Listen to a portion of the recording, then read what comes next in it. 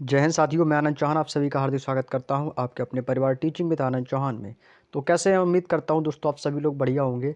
तो भाई आप सभी जानते हो कि हमने दोस्तों दिल्ली पुलिस की भी क्लासेस स्टार्ट कर दी हैं और दिल्ली पुलिस के साथ साथ दोस्तों हम आपको आरआरबी ग्रुप डी की भी बुक का सॉल्यूशन करा रहे हैं। कि कमेंट्स आ रहे थे कि सर आपने दिल्ली पुलिस की क्लास स्टार्ट कर दी, क्या आरआरबी ग्रुप डी की मैथ की क्लास नहीं होगी? तो भाई वो भी आपकी कंटिन्यू चलेगी, ठीक है। आपको दोस्तों जो शाम को 5 बजे मैथ की क्लास है एनटीपीसी की, इसका जो बुक का सॉल्यूशन चल रहा है ये आपका कंटिन्यू रहेगा और साथ में आपका दिल्ली पुलिस भी चलता रहेगा। देखो दोस्तों, हमारे पास दिल्ली पुलिस के लिए पर्याप्त समय है। समय से पहले हमारी दोस्तों सारे सिलेबस कंप्लीट हो जाएंगे और रिवीजन भी दोस्तों स्टार्ट हो जाएगा, ठीक है। आरआरबी ग्रुप डी के लिए हमारे पास समय कम है, तो हम इसको दोस्तों बहुत जल्द कंप्लीट कराएंगे, इसके लिए आप बिल्कुल भी चिंता ना करें। और आज जो हमारी क्लास होगी दोस्तों ये परसेंटेज की लास्ट क्लास है और ये परसेंटेज का दोस्तों हमारा पार्ट 3 चल रहा है। पार्ट 2 और पार्ट 1 पहले से दोस्तों ऑलरेडी हमारे हो चुके हैं। तो परसेंटेज की ऑलरेडी 2 क्लासें हो चुकी है जिसमें से दोस्तों हमने 60 तक के क्वेश्चन आपसे कंप्लीट कर लिए थे। अब हम क्वेश्चन नंबर 61 से लेकर क्वेश्चन नंबर 93 तक के जो क्वेश्चंस हैं वो हम आज के इस वीडियो में कंप्लीट करेंगे। इस बुक में दोस्तों आपके जो परसेंटेज चैप्टर के लगभग 93 क्वेश्चंस दिए गए थे, तो उनको दोस्तों आज हम इस चैप्टर को कंप्लीट करेंगे और नेक्स्ट डे से एक नए चैप्टर को शुरुआत करेंगे, ठीक है भाई। तो चलिएगा, सभी लोग एक बार क्लास से जुड़ जाएंगे और भाई वीडियो को ज़्यादा से ज़्यादा शेयर करो और चैनल को ज़्यादा से ज़्यादा सपोर्ट करने की कोशिश करेंगे ताकि दोस्तों हमारा भी मनोबल बढ़ा रहे। तो चलिएगा दोस्तों, यहाँ पर हम अपना ज़्यादा समय वेस्ट ना करते हुए सीधे बात करेंगे दोस्तों क्वेश्चन पर, ठीक है। तो क्वेश्चन आपके सामने आता हुआ और आज का जो परसेंटेज के जो क्वेश्चन है लगभग अपने आप में मोस्ट इंपॉर्टेंट क्वेश्चंस आप लोगों के रखे हैं और सारे पीवाईक्यू बेस्ड क्वेश्चंस रहने वाले हैं। तो चलिएगा, क्वेश्चन नंबर 61 आपके सामने आ चुका है और इससे पिछली क्लासें यदि आपने नहीं देखी तो प्लीज़ दोस्तों प्लेलिस्ट में जाकर उन क्लासों को देख लीजिएगा। तो क्वेश्चन नंबर 61 आपसे कह रहा है कि एक छात्र को गणित में पहले सत्र की तुलना में दूसरे सत्र से 16% अधिक अंक मिले। यदि दूसरे सत्र में उसको जो प्राप्त अंक हैं वो कह रहा है कि 87 है, तो पहले सत्र में उसका प्राप्तांक ज्ञात कीजिए। देखिएगा दोस्तों, एक कोई कैंडिडेट है, उसको गणित की जो पहली परीक्षा हुई थी उसमें दूसरे परीक्षा के अपेक्षा 16% उसको ज़्यादा नंबर्स मिले हैं। तो भैया आपको पहले तो ये पता करना है कि पहले सत्र में उसको कितने परसेंट अंक मिले। तो भैया यही तो हमारा आंसर होगा। तो भाई हमें नहीं पता है कि कितने उसको अंक मिले, तो जब चीज़ आपको ना पता हो तो मान लेंगे उसको जो भी अंक मिला होगा वो अपने आप में 100% मिला होगा। तो भैया आप मान लेंगे कि पहले सत्र में उसे कितने अंक मिले होंगे। तो यहाँ पर मैं लिख लेता हूँ दोस्तों फर्स्ट सेमेस्टर, ठीक है। यहाँ पर मैंने लिख दिया दोस्तों फर्स्ट सेमेस्टर। तो यहाँ पर यानी कि पहले सत्र में उसको कितना मिला होगा, तो पहले सत्र में उसको कितने मिले हैं भैया, अपने आप में 100% अंक मिले होंगे, ठीक है। पहले सत्र में उसको अपने आप में 100% मिले हैं, लेकिन जब इसका दूसरा सत्र चालू हुआ तो उसको 16% अंक ज़्यादा मिले हैं। तो भाई पहले उसको कितने मिले थे, 100%, और जब इसका दूसरा सेमेस्टर चालू हुआ तो इसको पहले सेमेस्टर की अपेक्षा इसको 16% ज़्यादा मिले। तो पहले तो इसको 100% मिले थे, अब 100% में यदि हम 16% अधिक कर देंगे तो कितना हो जाएगा मेरे भाई, आप तुरंत कहोगे सर आप ये हो जाएगा 116%। बात समझ में आ गई भैया, 100% थे, 16% अधिक हो गया तो कितना हो जाएगा 116। यदि यही कहता है कि दूसरे सत्र में उसको 16% कम मिले तो इसको हम 100 में से माइनस कर देते। तो दूसरे सत्र में 16% अधिक यानी कि 116। इतनी बात समझ में आ गई। अब कह रहा है कि यदि दूसरे सत्र में उसका प्राप्तांक जो है ना वो 87 है। भाई अब वो जो कह रहा है कि जो दूसरा जब इसका सेमेस्टर था ना उसको जो प्राप्त अंक मिले हैं, इसने देखो बोल रखा है कि इसको ना दूसरे सेमेस्टर में इसको 87 अंक मिले। कितने अंक मिले हैं भाई, 87 अंक मिले हैं। आप कह रहे हो कि 87 अंक मिले हैं, वो कह रहे हैं नहीं, इसको दूसरे सत्र में 116% मिले हैं। भैया 16% ज़्यादा यानी कि 116% मिले हैं। आप कह रहे हो 87 मिले, आप कह रहे हो कि 116 मिले हैं, यानी ये कितना हो जाएगा, तो 87 का 116 बटे में आ जाएगा ये, और परसेंटेज निकालने के लिए गुणा कर देंगे भाई 100 से। बस इसको कैलकुलेट कर लेंगे तो यहाँ से दोस्तों हमारा पहला जो सत्र होगा उसमें जो जो भी इसको अंक मिले वो निकल के आ जाएंगे। इसको हम कैलकुलेट करेंगे भाई, ये किससे कटेगा, ये किससे कट जाएगा, तो भाई इसको काटेंगे भाई, 2 से काट देंगे तो ये हो जाएगा 2 पंचे 10 और 2 अट्ठे 16, ठीक है। 2 से इसको काट देंगे, 2 पंचे 10, 50 बार ये कट गया। इसको काटेंगे भाई, ये किससे कटेगा, 3 से कट जाएगा क्या, 3 से कटेगा, नहीं कटेगा। 4 से काटेंगे तो 4 दूनी 8, नहीं कटेगा, नहीं कटेगा। तो फिर इसको काटते हैं, किससे कटेगा भाई, इसकी सीधे सीधे गुणा कर ले, 2 से अभी और काट दो, 2 दूनी 4 और एक बचेगा 2 निम्मे 18, 2 दूनी 4 और एक बचेगा 2 पंचे 10। 29 को काटेंगे तो 29 दूनी 58 होता है, 29 तियाँ कितना हो जाएगा 87। तो 29 से काट देंगे तो कितना हो जाएगा, 29 तियाँ 87 और 25 और 3 मल्टीप्लाई कर देंगे तो 25 3 कितना हो जाएगा, तो तुरंत आपको सर ये हो जाएगा हमारा 75, यानी कि 75 प्राप्त अंक उसको मिले हैं। तो कौन सा ऑप्शन होगा मेरे भाई, तुरंत आपको ऑप्शन नंबर ए को टिक कर देना है कि 75 अंक इसको पहले सत्र में मिले हैं। बोलो बात समझ में आ गई या नहीं। आसान था क्वेश्चन, लेकिन बस आपको एक बार अच्छे से समझ लेना है। चलिएगा नेक्स्ट क्वेश्चन पर चलते हैं। क्वेश्चन नंबर 62 सेम क्वेश्चन रहेगा भाई। 62 भैया कराएंगे सभी लोग। कह रहा है कि एक विद्यार्थी को परीक्षा में उत्तीर्ण होने के लिए 40% अंक प्राप्त करना आवश्यक है। यानी कि दोस्तों इसका पासिंग मार्क्स कितना दिया गया भैया, यानी कि पास होने के लिए उसको कितने परसेंट अंक चाहिए भाई। इन्होंने बोला कि पास होने के लिए आपको 40% अंक परीक्षा में लाने हैं तो आप पास हो जाओगे। कह रहा है कि उसे जो है ना 70 अंक मिले हैं, लेकिन 20 अंकों से वो अनुत्तीर्ण हो गया। यानी कि एक कोई कैंडिडेट है, उससे कहा गया कि यदि आप एग्जाम में 40% अंक लाते हैं तो आप पास हो जाएंगे, लेकिन उसके अंक आए कितने हैं, तो उसको कह रहा है कि उसको ना 70 अंक मिले हैं। उस विद्यार्थी को 70 अंक मिले हैं, तो 70 अंक में क्या हुआ, यदि उसको 20 अंक और मिल जाते तो वह पास हो जाता। यानी कि वो क्या हो गया, बच्चा तो फेल हो गया, लेकिन यदि इस फेल वाले को यदि मैं पास करूंगा तो इसको कितने अंक और चाहिए, तो आपको सर यदि ये 20 अंकों से फेल हो गया, यदि ये इसको 20 अंक मिल जाते तो कितना हो जाता है इसका स्कोर, तो इसका स्क्वायर हो जाता 90। यानी कि ये 90 नंबर आ जाता तो ये पास हो जाता। तो यानी कि पास होने के लिए हमें 40% मार्क्स चाहिए थे। तो इसका पूर्णांक ज्ञात कीजिए कि क्लास का पूर्णांक कितना था। तो भाई 90 यदि ये लाता तो ये पास हो जाता। तो 90 बराबर किसके है, 40% के। तो भैया इसको सॉल्व कर देंगे। तो भैया हमें निकालना था पूर्णांक, तो ये कितना है भैया, लाना कितना चाहिए था उसको, 90 नंबर। तो 90 नंबर कितना था, 40%। तो भाई बट्टे में आ जाएगा 40 और गुणा कर देंगे भाई 100 से।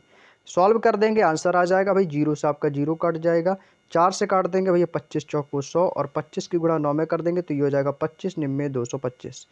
यानी कि उसका जो पूर्णांक है वो कितना था, 225 था। Option number D is the right answer. Clear भाई, कोई दिक्कत किसी को यहाँ तक। चलिएगा आगे बढ़ते हैं अपने नेक्स्ट क्वेश्चन पर। अगला क्वेश्चन है क्वेश्चन नंबर 63। एक परीक्षा में उत्तीर्ण करने के लिए पूर्णांकों का 50%, जो भी पूर्णांक है उसका 50% लाना आवश्यक है। परीक्षा में 2 प्रश्न पत्र शामिल हैं। एक छात्र ने 200 पूर्णांक वाले पहले प्रश्न में 40% अंक आप हासिल किए और परीक्षा में उत्तीर्ण होने के लिए उसे 150 पूर्णांक वाले दूसरे प्रश्न पत्र में उसे मिनिमम कितने अंक प्राप्त करने होंगे, मतलब उसे न्यूनतम कितना परसेंट अंक उसको लाना होगा। ये दोस्तों क्वेश्चन नंबर 63 में आपके से पूछा गया है। देखो भैया क्वेश्चन को पहले तो पढ़ो, ठीक है। देखो इसमें कह रहा है कि परीक्षा में पास होने के लिए उसको 50% लाना तो आवश्यक है। 2 प्रश्न पत्र हैं और एक छात्र ने भैया 200 पूर्णांक वाले पहला प्रश्न पत्र, यानी कि जो पहला प्रश्न पत्र है वो कितने अंकों का है। तो यहाँ से सबसे पहले निकालो भाई कुल अंक, ठीक है। यानी कुल अंक का मतलब यानी कि कुल पूर्णांक, तो कुल पूर्णांक हम निकाल सकते हैं। कुल पूर्णांक कैसे निकालेंगे भाई, देखो इसने बोला कि 200 पूर्णांक वाला पहला सत्र, तो भाई पहला जो प्रश्न पत्र हो गया वो कितने का हो गया, 200 पूर्णांक का प्लस, और जो दूसरा है उत्तीर्ण होने के लिए इसे 150 पूर्णांक वाले दूसरे प्रश्न पत्र में 150 पूर्णांक वाले, बात समझ रहे हैं ना। यानी कि दूसरा जो प्रश्न पत्र है वो कितना भैया 150 है, पहला है 200 का। यानी कि पहला जो प्रश्न पत्र है वो 200 पूर्णांक वाला है और दूसरा जो प्रश्न पत्र है वो 150 पूर्णांक वाला है। तो भैया 150 ये हो गए। तो यानी कि टोटल जो इसका पूर्णांक का वो कितना हो गया, तो 200 और 150 कितना हो जाएगा 350। यानी कि 350 नंबर का है ये हमारा पूरा पूर्णांक हो जाएगा। लेकिन इस 350 पूर्णांक वाले में हमसे एक बात कही गई है स्टार्टिंग में कि परीक्षा में उत्तीर्ण होने के लिए उसको 50% पूर्णांक का 50% लाना आवश्यक है। तो टोटल पूर्णांक कितना है, तो भैया टोटल पूर्णांक तो 350 है। तो बस हमें करना क्या है, इसे 350 का 50% निकालना है। क्यों, क्योंकि हमें तो भैया 50% लाना आवश्यक है पास होने के लिए। तो 350 का 50% निकाल दो, तो 350 का 50/100 कर देंगे। तो भैया ये हो जाएगा 50 दूनी 100 और 2 से इसको काट देंगे, 2 एकम 2, 2 सत्ते 14 और 2 पंचे 10 और 175 की गुणा जब आप 5 में करेंगे तो ये कितना हो जाएगा, 2 एकम 2 और 2 ने 18। अच्छा 1 मिनट गलत काट दिया मैंने। 50 एकम 50 और 50 दूनी 100, 2 से इसको काट देंगे, 2 एकम 2 और यहाँ से कितना बचेगा हमारा, सही है 175 आ जाएगा भाई। 2 सत्ते 14, 2 पंचे 10, ठीक है भाई बिल्कुल सही है, 175 आ गया। कितना आ गया मेरे दोस्त, आपको सर ये आ गया हमारा 175 आ गया है। यानी कि जो ये 175 आया है तो ये दोस्तों हमारा क्या हो गया दोस्तों, दोनों प्रश्न पत्र में शामिल ये अंक हो गए हमारे 175। अब कह रहा है कि पहले प्रश्न पत्र में 40% अंक किसने प्राप्त किए हैं। भैया पहला प्रश्न पत्र, यहाँ से मैं बात करूँगा फर्स्ट पहले प्रश्न पत्र की। पहले प्रश्न पत्र में इसने अंक कितने प्राप्त किए हैं 40। पूर्णांक कितने का था पहले वाले का, तो भाई पहले वाले का तो 200 का पूर्णांक था भैया। 200 में से उसने कितने % अंक प्राप्त किए, भाई कह रहा है कि 200 में से इसने जो अंक प्राप्त किए ना वो 40% अंक प्राप्त किए। तो 200 का 40% निकाल देंगे तो 200 का 40 बटे हो जाएगा आपका 100। तो यहाँ से हम निकाल लेंगे कि उसको कितने अंक मिले हैं। तो भाई इस काटेंगे तो ये हो जाएगा 100 एकम 100, 100 दूनी 200 और 40 दूनी कितना हो जाएगा 80, यानी कि उसको अंक कितने मिले हैं भैया 80 अंक मिले हैं। अब कह रहा है ये तो हो गया पहले वाले का, ठीक है। अब देखो पास होने के लिए क्या बोला जा रहा है, परीक्षा में उत्तीर्ण होने के लिए 150 पूर्णांक वाले दूसरे प्रश्न पत्र में उसने न्यूनतम अंक कितने प्राप्त किए हैं, ये हमसे पूछा है, ठीक है भाई।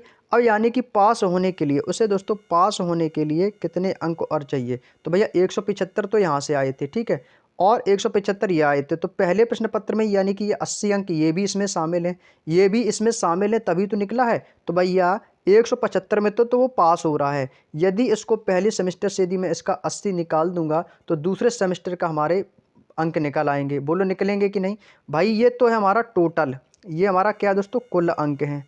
आप कहोगे या सर ये तो हमारे कुल अंक हैं। अब जिसमें से आपके 2 प्रश्न पत्र हुए थे, यानी कि जो कुल प्रश्न पत्र है वो थे 175 अंक। 175 में से आपने पहले प्रश्न पत्र में 80 प्राप्त किए, तो दूसरे प्रश्न पत्र में कितने किए होंगे, तो आप निकाल सकते हो। कैसे निकालेंगे, तो इस 175 में से यदि मैं इस 80 को माइनस कर दूंगा, ठीक है, तो जो भी शेष आएगा वो हमारा दूसरे प्रश्न पत्र का अंक निकल के आ जाएगा।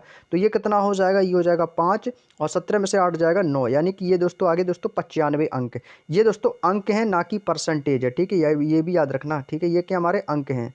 तो ये 95 अंक आए हैं, ये किस में आए हैं, तो ये हमारा जो निकल के आया है ये आया है दूसरे वाले में, ये दूसरे सेमेस्टर में आए हैं हमारे 95 अंक, ठीक है, दूसरे प्रश्न पत्र में। यानी कि जब पहले में 80 दूसरे में 95, तो दोनों को जोड़ देंगे तो कितना आएगा 175, जिससे ये 50% ला के पास हो गया। तो ये कह रहा है कि दूसरे प्रश्न पत्र में न्यूनतम कितने % अंक प्राप्त किए हैं। तो भैया अंक कितने लाया था दूसरे सेमेस्टर में, तो दूसरे प्रश्न पत्र में कितने अंक लाया, भी लाया तो ये 95 है। लाया कितने हैं 95, कितने में से दूसरे का पूर्णांक कितना था 150। अब यहाँ पर 175 नहीं लिखना, 150 लिखना, क्यों, क्योंकि पूर्णांक तो 150 का था। तो ये हो जाएगा 95 बटे 150 और गुणा कर देंगे भाई 100 की, जो भी आएगा वो दोस्तों आंसर हमारा आ जाएगा। तो भाई इसको काटेंगे 25 छिक्का 150 और 25 चौके 100, 6 से काट देंगे। 6 से नहीं कट रहा है, नहीं कट रहा है तो इसको 2 से काट दोगे, 2 दूनी 4 और 2 तियाँ 6, 3 से इसकी गुणा कर देंगे तो 95 दूनी कितना हो जाएगा, 2 पंचे 10 और 2 निम 18 और 1 19, 190 बटे में कितना आ जाएगा आपका 3। तो 3 से काटेंगे तो कितना आ जाएगा, 3 18, 18 एक बचेगा 3 तिरका 9, फिर से एक बचेगा 3 तिरका 9, तो 63.33 आ रहा है। तो 63.33 बोल दो, या फिर हम इसको क्या कह सकते हैं, या हम इसको कह सकते हैं 64%, लगभग हम 64% भी इसको कह सकते हैं। तो ऑप्शन नंबर डी को टिक करेंगे, क्योंकि पॉइंट में ऑप्शन है नहीं, तो लगभग हम इसको 64% भी कह सकते हैं। तो ये इस क्वेश्चन का बिल्कुल सही जवाब आएगा। उम्मीद करता हूँ मेरे दोस्त आपको बात समझ में आ गई है। क्वेश्चन आसान है लेकिन कैलकुलेटिव है। अगला क्वेश्चन है क्वेश्चन नंबर 64। क्वेश्चन नंबर 64 आपके सामने दिया गया है, सेम क्वेश्चन रहेगा भाई इसी प्रकार से। एक परीक्षा में मोहित ने पूर्णांकों में से 30% अंक प्राप्त किए, लेकिन 25 अंकों से वो क्या हो गया भाई, अनुत्तीर्ण हो गया। अनुत्तीर्ण यानी कि फेल हो गया है भाई, ठीक है। एक अन्य छात्र है जिसके दोस्तों 38% अंक प्राप्त किए और उसे पास होने के लिए 15 अंक अधिक मिल गए, यानी उसको पासिंग मार्क से भी ज़्यादा 15 अंक ज़्यादा मिल गए। तो उत्तीर्ण होने के लिए आवश्यक अंक प्रतिशत ज्ञात कीजिए। भाई देखो, एक जो पहला बच्चा है उसका नाम है मोहित, वो कह रहा है कि 30% अंक लाया और 25 अंकों से वो फेल हो गया। भाई अंक तो उसके कितने आए थे भैया, 30% अंक आए, लेकिन वो 25 अंकों से फेल हो गया। यदि इसको ये 25 अंक मिल जाते तो ये पास हो जाता, बोलो या नहीं। वहीं पर दूसरा एक बच्चा है, उसके दोस्तों क्या कह रहा है कि 38% अंक आए हैं, 38% अंक आए हैं, लेकिन उत्तीर्ण होने के लिए आवश्यक अंकों से उसके 15 अंक ज़्यादा मिले हैं। यदि इसके 15 अंक यदि ज़्यादा मिल गए हैं तो यानी कि तो पास तो हो ही गया। यदि इसको ये 15 अंक कम मिलते ये तो भी पास हो जाता, बोलो यस या नो। बात समझ में आ गई। यदि इसको ये 15 अंक ना भी मिलते तो भी ये पास हो जाता। तो यहाँ पर मैंने लगा दिया कि मान लो सपोज इसको 15 अंक नहीं भी मिले हैं तो भी ये पास है। तो कितना हो गया 38% माइनस का 15। ये माइनस किस लिए लगाया, क्योंकि इसको ज़्यादा मिल गए थे। यदि इसको ना भी मिलते तो भी ये पास था, क्योंकि 15% आवश्यक से भी ज़्यादा है। और जो मोहित था इसको 30% अंक तो मिले, लेकिन वो 25 अंकों से अनुत्तीर्ण हो गया। अनुत्तीर्ण हो गया, यदि इसको मिल जाता तो ये पास हो जाते। तो इसलिए हमने इसको क्या किया, फेल वाले को पास और पास वाले को डाउन में किया। ठीक है, उम्मीद करता हूँ समझ गए होंगे। बस ये देखो 30% या 38% इधर जाएगा, यहाँ पर माइनस हो जाएगा तो ये बचेगा केवल 8%। 8% ये 25 और ये 15 इधर जाके माइनस का इधर प्लस हो जाएगा, तो 25 और 15 हो जाएगा आपका 40। तो 8% की वैल्यू 40 है, तो 1% की वैल्यू कितनी आ जाएगी, तो 1% बराबर आ जाएगा हमारा 5। 1% की वैल्यू कितनी आ गई दोस्तों, आपको सर 1% बराबर आ गया 5। जब 1% बराबर 5 है तो हमें तो वैल्यू चाहिए 100% की, तो 100% वैल्यू बराबर कितना हो जाएगा, तो ये हो जाएगा 500।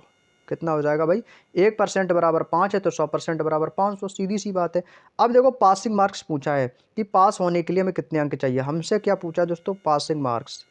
हमसे क्या पूछा है, पासिंग मार्क्स हमको बताने हैं कि उत्तीर्ण होने के लिए इसको कितने परसेंट अंक चाहिए। तो भाई देखो उत्तीर्ण होने के लिए कह रहा है कितने परसेंट अंक चाहिए, उत्तीर्ण होने के लिए उसको कितने परसेंट अंक चाहिए। तो देखो यहाँ से आप देखेंगे ध्यान से, उसको देखो कितने अंक कम मिले थे भाई, 25 अंक। उसको 25 अंक कम मिले थे, किसको, मोहित को। मोहित को 25 अंक कम मिले हैं। यदि इसको 25 अंक मिल जाते तो ये पास हो जाता, लेकिन इसको मिले कितने हैं भैया, 30%। 30% मिले हैं, 1% का मान 5 है, तो 30% का मान कितना होगा। हमें भाई पास के लिए बोला है ना, तो पास किसको कराना है, मोहित को कराना है। तो भाई पासिंग मार्क्स से हमें बताना है, तो पासिंग मार्क्स कहाँ से बताएंगे, मोहित के लिए। तो भाई मोहित को कितने परसेंट अंक मिले हैं, 30%। 1% की वैल्यू 5 है, तो 30% की वैल्यू कितनी हो जाएगी, तो 30 गुणे 5 हो जाएगी। तो ये कितना हो जाएगा दोस्तों, 150। कितना हो जाएगा दोस्तों, 150 हो जाएगा। लेकिन इसको क्या कह रहा है, यानी कि इसको 150 अंक तो मिले हैं, इसको अंक कितने मिले हैं, 150 अंक मिले हैं। लेकिन 150 अंक तो मिले, लेकिन वो 25 से फेल हो गया। यदि मैं इसको 25 नंबर और दे देता तो ये पास हो जाता। तो कितने नंबर पर ये पास हो जाता, 175%, 175 अंकों से ये पास हो जाता। वो कह रहा है ये क्या हो गया, ये तुम्हारा पूर्णांक है 500 वाला, ये हमारा पूर्णांक हो गया भाई। जब 1% का मान 5 है तो 100% यानी पूर्णांक कितने का होगा, 100% होगा, यानी 500 का होगा।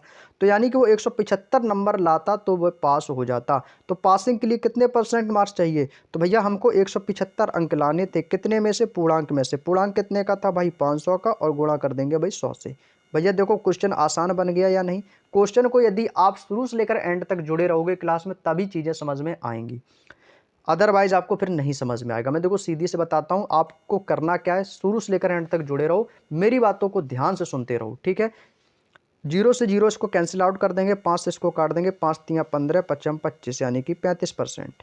तो पासिंग मार्क्स हमारा कितना आ जाएगा, 35% आ जाएगा। Option number B is the right answer. बोलो बात समझ में आई है नहीं, क्लियर। चलिए नेक्स्ट क्वेश्चन, क्वेश्चन नंबर 65।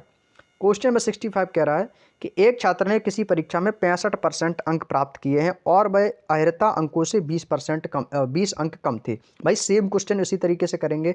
भाई उसको अंक कितने मिले, भाई कह रहा है कि 65% अंक मिले हैं, लेकिन अहर्ता से 20 कम, यानी 20 कम मिले हैं, तो इसको यानी कि 20 अंक वो मिलना चाहिए था, 20 अंक मिलना चाहिए था। और दूसरा छात्र है, उसको कितने परसेंट अंक मिले हैं, दूसरे छात्र को 80% अंक कम मिले हैं, 80% अंक कम मिले हैं। और ये अंक अहर्ता से 5% ज़्यादा है, यानी यदि इसको 5% यदि कम भी मिलते तो भी ये पास हो जाता।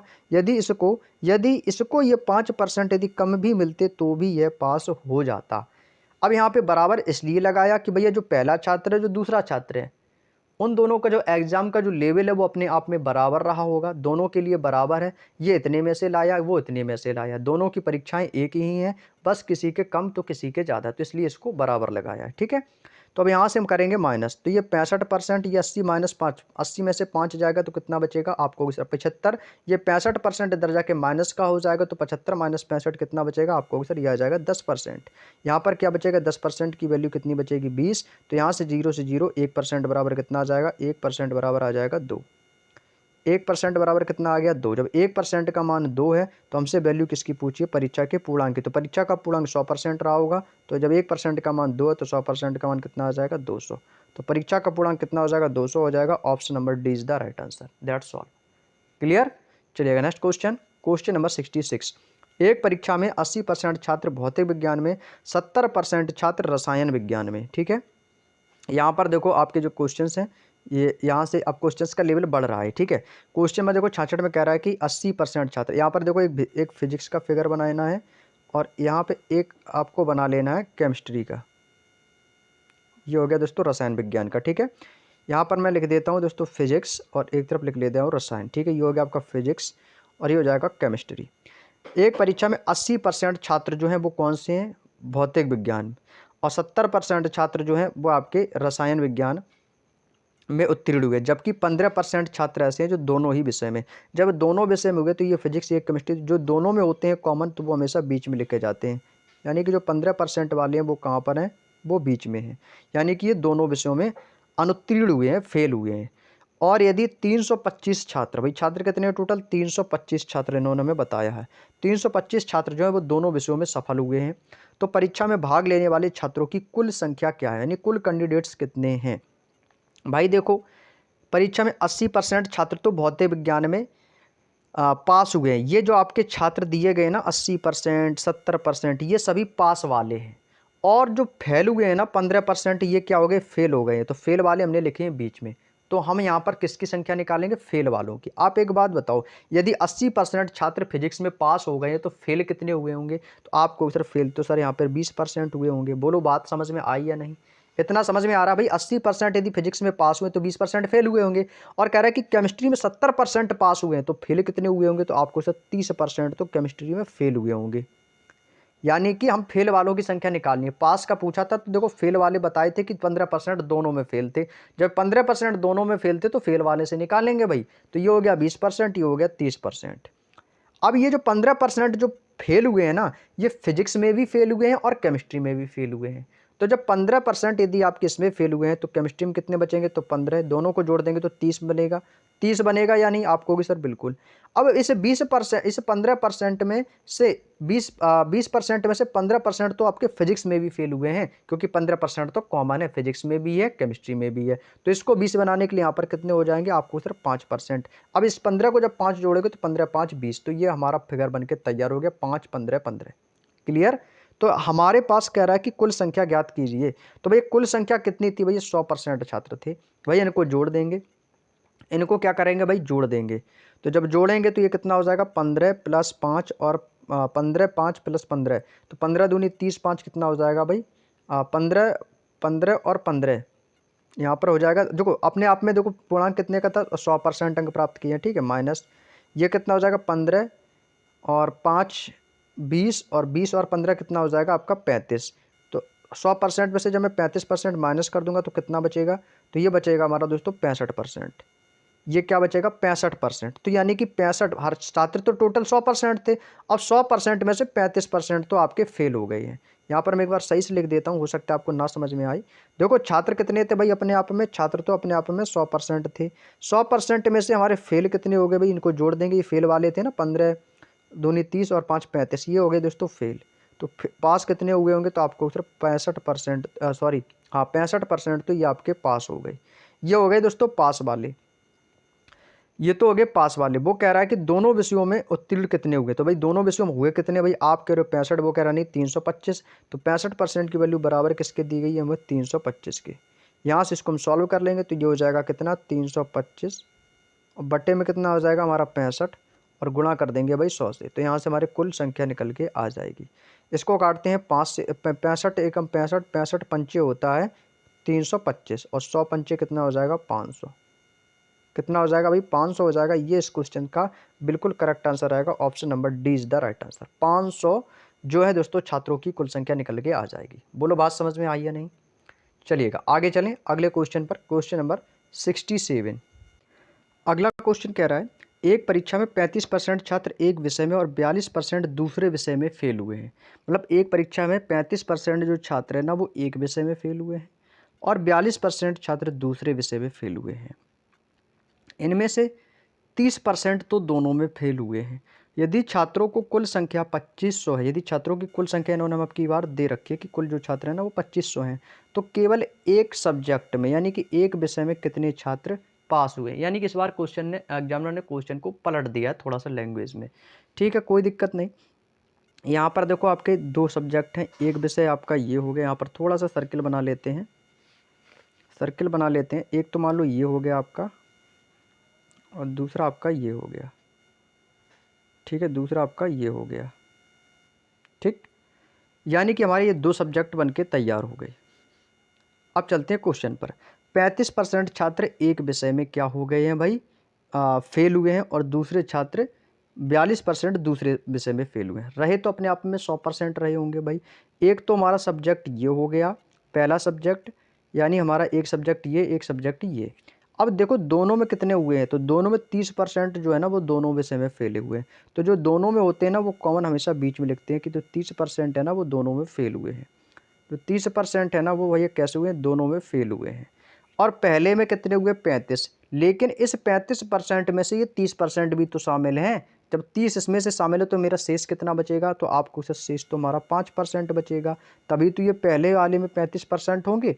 अब कह रहा है कि दूसरे वाले में 42% फेल हुए हैं। लेकिन ये 42% तो फेल हुए हैं, लेकिन इसमें से ये 30% भी तो शामिल हैं। जब 30% तो यहाँ पे भी शामिल हैं, तो भैया 42 में से जब 30 माइनस कर देंगे तो कितना बचेगा, तो आपको सिर्फ बचेगा 12% बचेगा। इतनी बात समझ में आ गई। तो ये कितना बचेगा मेरे भाई, तो ये बचेगा हमारा 12%, क्योंकि इसमें 30%, इस 42 में से इस 30% भी तो शामिल हैं। तो 30 12 42 और 30 5 35, तो ये हो गए बराबर, हो गए। लेकिन ये अपने आप में कितने रहे होंगे भाई, अपने आप में जो कुल छात्रों की संख्या रही होगी वो रही होगी 100%। आप कह रहे हो कि कुल छात्र तो 100% थे, लेकिन क्वेश्चन कह रहा है कि नहीं, कुल जो छात्र थे ना वो 2500 थे। यानी कि 100% की वैल्यू हमें कितनी दे रखी है भैया, 100% की वैल्यू हमको दी गई है 2500। जब 100% की वैल्यू 2500 है, जब 100% की वैल्यू 2500 है, तो कह रहा है कि एक विषय में कितने छात्र पास हुए हैं। तो एक विषय में बताना है कि कितने छात्र पास हुए हैं। तो जब 100% की वैल्यू 2500 है, तो 1% की वैल्यू कितनी हो जाएगी, तो 1% बराबर कितना हो जाएगा, 25। तो 1% का मान कितना आ जाएगा दोस्तों, 25। जब 1% का मान 25 है, तो कह रहा है कि एक विषय में कितने छात्र पास हुए हैं, कितने छात्र पास हुए हैं। तो भैया आप बता सकते हो कि कितने छात्र पास हुए हैं। तो भैया 1% में जब 25 हैं, 1% में 25 है, तो दोनों विषयों को मिलाकर तो भैया 12%, ये 5% है, तो कितने हो जाएंगे दोस्तों, 17। कितने हो जाएंगे मेरे दोस्त, 17, यानी कि 17%। जब 1% का मान 25 है, तो 17% का मान कितना हो जाएगा, तो ये हो जाएगा दोस्तों 25 गुणा 17। तो 25 गुणा 17 इज इक्वल टू कितना हो जाएगा, 17 पना 85 की 5, इकाई अंक 5 एक ही ऑप्शन है, यानी कि 425। ये इस क्वेश्चन का बिल्कुल सही जवाब आएगा भाई, ऑप्शन नंबर ए। 425 दोस्तों जो है वो एक विषय में छात्र पास हुए हैं। केवल एक विषय में 425 छात्र जो हैं दोस्तों ये आपके पास हुए हैं। बात समझ में आ गई, कोई दिक्कत यहाँ तक किसी को, चलिएगा आगे चले, आगे चलते हैं भाई अगले क्वेश्चन पर, ठीक है। अगला क्वेश्चन है क्वेश्चन नंबर 68। 1000 लड़के और 600 लड़कियां, 1000 लड़के हैं, 600 लड़कियां हैं, ये एक परीक्षा में भाग लेते हैं। यदि 40% लड़के और 35% लड़कियां पास हो जाती हैं, तो परीक्षा में फेल उम्मीदवारों की कुल संख्या का प्रतिशत लगभग ज्ञात कीजिए। हमें बताना है परसेंटेज। भाई देखो लड़के कितने हैं भाई, 1000। तो सबसे पहले मैं बॉयज़ कैटेगरी को चुनता हूँ, तो बॉयज़ कैटेगरी को निकाल लेते हैं। तो यहाँ पर मैं लिख लेता हूँ लड़के, यानी कि बॉयज़। भैया लड़के टोटल कितने भाई, 1000 हैं। अब 1000 में से पास कितने हो गए, 40%। तो 1000 का 40% निकाल दो भाई। 1000 का 40% कितना हो जाएगा, 40/100। जीरो से जो जीरो कैंसिल आउट, 40 धाम कितना हो जाएगा, 400। यानी कि लड़के कितने हो गए भाई, 1000 में से 400 लड़के तो पास हो गए। अब इसी प्रकार से हम गर्ल्स का भी निकाल लेते हैं। तो गर्ल्स हमारी कितनी थी भाई, गर्ल्स, तो गर्ल्स थी हमारी 600 लड़कियां थी। 600 में से कह रहा है कि 35% पास हो गई, तो 600 का 35% निकाल दीजिएगा। 600 का 35% कितना हो जाएगा, दो जीरो से दो जीरो कैंसिल आउट, और 35 छिक्का कितना हो जाएगा भाई, 6 5 33, 6 3 18, 3 21, यानी कि 210। यानी कि 600 में से 210 लड़कियां तो ये आपकी पास हो गई। ये दोस्तों जो आए हैं ना, ये पास वाले आए हैं। यदि मैं आपसे बोलूँ कि कुल कितने छात्र पास हुए हैं, टोटल पास, टोटल पास लोग कितने हुए हैं, तो भाई इनको जोड़ देंगे। तो जब आप इनको जोड़ेंगे 4 2 6, यानी कि टोटल जो पास हुए हैं वो कितने हुए हैं, 610। 610 तो ये हो गए दोस्तों हमारे कुल पास, कुल पास की संख्या निकल आई। लेकिन हमें क्या बतानी है, फेल वालों की संख्या, कि फेल कितने हुए हैं। जब टोटल 610 पास हुए हैं, 610 पास हुए हैं, तो फेल कितने हुए होंगे। तो भैया टोटल कैंडिडेट्स कितने हैं भैया, 1000 तो लड़के हो गए और 600 लड़कियां, तो टोटल कितने हो गए भाई, 1600। टोटल हो कितने गए भाई दोस्तों, 1600 हो गए हैं, ठीक है। टोटल हो कितने का भाई, 1600। लेकिन इस टोटल 1600 में से पास कितने हुए हैं, 610। टोटल 1600 में से पास कितने हुए हैं, 610। तो यहाँ से मैं यदि आपको निकालूं कि टोटल कैंडिडेट, कुल छात्रों की संख्या, यहाँ पर मैं लिखता हूँ कुल छात्रों की संख्या। तो कुल छात्र थे कितने भाई, 1000 ये, 600 ये, तो कुल छात्र कितने हो गए, तो कुल छात्र हो गए आपके 1600। 1600 में से पास कितने हो गए, टोटल पास कितने हुए 610, तो 610 इससे माइनस कर देंगे तो बाकी के जो निकलेंगे वो हमारे फेल वाले बच्चे निकल के आ जाएंगे कि जो फेल हुए हैं। तो 1600 में से 610 माइनस कर देंगे तो कितना बचेगा, तो ये बचेगा 990। ये 990 क्या निकल के आ गए भाई, ये 990 कौन से निकले हैं भाई, ये तो आ गए फेल वाले। ये 990 कौन है, ये दोस्तों आ गए फेल कैंडिडेट्स। ये हो गए दोस्तों कौन वाले, फेल वाले। तो कह रहा है कि कितने परसेंट लोग फेल हुए हैं, तो भाई 990 फेल हो गए हैं। ये 990 तो कैंडिडेट फेल हुए हैं, कितने में से, कुल छात्रों में से। तो कुल छात्र थे कितने, 1600। तो बस इसका परसेंटेज निकालना है, तो ये हो जाएगा 990, कुल छात्र थे हमारे 1600 और भाई गुणा कर देंगे भाई परसेंटेज निकालने के लिए 100 से। 2 जीरो से 2 जीरो कैंसिल आउट हो जाएगा। 16 को डिवाइड करेंगे तो 16 छिक्का होता है आपका 96, 3 बचेगा 32 हो जाएगा। तो 16 दूनी 32 ज़्यादा हो जाएगा, 16 एकम 16। तो देखो 61 पॉइंट करके जो भी आएगा वो आंसर हो जाएगा। तो 61 वाला एक ही ऑप्शन है, ऑप्शन नंबर सी, यही बिल्कुल सही जवाब हो जाएगा 61.88। पूरा क्वेश्चन को हमें सॉल्व भी नहीं करना पड़ा और आंसर भी मिल गया ऑप्शन में। तो कितना आ जाएगा 61.88, या हम इसको 62% भी बोल सकते हैं, या 62% भी कह सकते हैं लगभग। ठीक है, उम्मीद करता हूँ बात समझ में आ गई होगी। तो next question, question number 69। Ramesh ने क्रमशः 100, 130, 150 पूर्णांक वाली 3 परीक्षाओं में से क्रमशः 50%, 60%, 70% अंक प्राप्त किए हैं। तो कुल प्राप्तांकों का लगभग कितना परसेंट कितना होगा, मतलब कितना परसेंट लगभग कितना होगा, कुल प्राप्तांकों का प्रतिशत लगभग कितना होगा, ये पूछा है। देखो 100 पहले वाले में 100 का पूर्णांक था, ठीक है, उसमें से कह रहा है कि 100 वाले में से 50% अंक, तो 100 का 50% 50 होता है भाई। 100 का 50% कितना होगा भाई, 100 का 50% निकाल दो भाई, 100 का 50% तो 50 ही होगा। 100 का 50% कितना होगा भाई, 50 होगा। 130 का 60% निकालेंगे भाई, 130 का 60%, तो 130 गुणे 60/100 भैया, 130 में से 60% अंक लाया, 0 से 0, 0 से 0, 13 छिंग कितना हो जाएगा भाई, 78 अंक लाया। और इसके बाद तीसरे में से 150 में से वो 70% अंक लाया, तो 150 का 70% निकाल देंगे तो ये हो जाएगा 105। कितना आ जाएगा भाई, 0 से 0, 15 सत्ते 105, यानी कि वो 105 अंक लेकर आया। ठीक है, तो यदि मैं आपसे बोलूँ कि टोटल अंक उसको कितने मिले, यानी कुल प्राप्तांक उसको कितना मिला, तो कुल अंक जोड़ देंगे भाई, 8 5 13 की 3, 8 5 कितना हो जाएगा दोस्तों 13, 13 की 3 कैरी करेगा 1, और 7 5 12 और 1 13 की 3 और 1 कैरी करेगा, और 1 और 1 कितना हो जाएगा 2, यानी कि 233 अंक। ये दोस्तों आगे इसके कुल अंक, यानी कि इसने तीनों परीक्षाओं में कुल कितने अंक हासिल किए हैं, तो कुल अंक जो इसने हासिल किए वो किए हैं 233। 233 अंक जो है ना इसने हासिल किए हैं, कितने में से भाई, कितने में से, तो इसका पूर्णांक कितने का होगा भाई, पहली परीक्षा का 100 का पूर्णांक, दूसरी में 130, तीसरे में 150, भाई इनको जोड़ दो। भाई इनको जोड़ देंगे हम तो यहाँ से टोटल पूर्णांक कितना हो जाएगा 100 और 130, 230, और 230 प्लस 150 कितना हो जाएगा 380।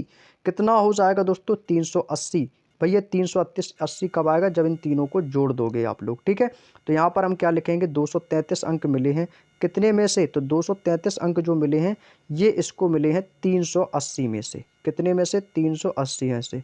तो बस हमें परसेंटेज निकालना, गुणा कर देंगे भाई 100 से, बस कैलकुलेट कर दो, फाइनल आंसर आ जाएगा भाई। ठीक है, 0 से 1 जीरो कैंसिल आउट हो जाएगा, और इसको डिवाइड करना है भाई, इसकी गुणा कर देंगे तो ये कितना हो जाएगा, ये हो जाएगा हमारा 233 1 जीरो और 38, तो 38 का इसमें भाग देंगे, तो 38 का भाग कितनी बार जाएगा, 38 का भाग देंगे कितनी बार जाएगा, 38 दूनी होता है 76, तो लगभग 6 से करेंगे तो 6 48 और 6 18 और 18 4 22, तो लगभग आपका ये 6 बार जाएगा। तो भाई देखो 6 से एक ही ऑप्शन स्टार्ट है, तो 61.32 ये इस क्वेश्चन का बिल्कुल सही जवाब आ जाएगा। 61.32 इस क्वेश्चन का बिल्कुल सही जवाब आ जाएगा। उम्मीद ही करता हूँ मेरे दोस्त बात समझ में आ गई है। तो कौन सा ऑप्शन होगा भाई, ऑप्शन नंबर सी इस क्वेश्चन का बिल्कुल सही जवाब हो जाएगा। क्लियर, कोई दिक्कत यहाँ तक किसी को? आगे चलते हैं, अगला क्वेश्चन है क्वेश्चन नंबर 70। क्वेश्चन नंबर 70 कह रहा है कि कक्षा 11, देखो यहाँ पर क्वेश्चन की लैंग्वेज थोड़ी सी बड़ी दी गई है, ठीक है, कैलकुलेशन हो सकती है इसमें। कक्षा 11 की मध्यावधि परीक्षा में 42% छात्र गणित में असफल हुए और 54% छात्र भौतिक में, 48% छात्र रसायन विज्ञान में असफल हुए। सभी तीनों विषयों में केवल 10% छात्र असफल हुए और भौतिक और रसायन भी दोनों में 20% छात्र असफल हुए हैं और रसायन विज्ञान और गणित दोनों में 15% छात्र असफल हुए हैं और भौतिक और गणित दोनों में 18%। भैया ये तो दिमाग को दही करने वाला क्वेश्चन है, इतने परसेंट इतने बता रहा है, इतने परसेंट इसमें बता रहा है, तो थोड़ा सा क्वेश्चन को पढ़ने में आपको दिक्कत हो सकती है, ठीक है, लेकिन कोई दिक्कत नहीं, अच्छे से पढ़ेंगे भैया। क्वेश्चन को एक बार समझ में ना आए तो क्लास उस क्वेश्चन के पीछे पड़ जाओ, 2 बार समझो, 3 बार समझो, 4 बार, जब तक समझ में ना आ जाए, ठीक है।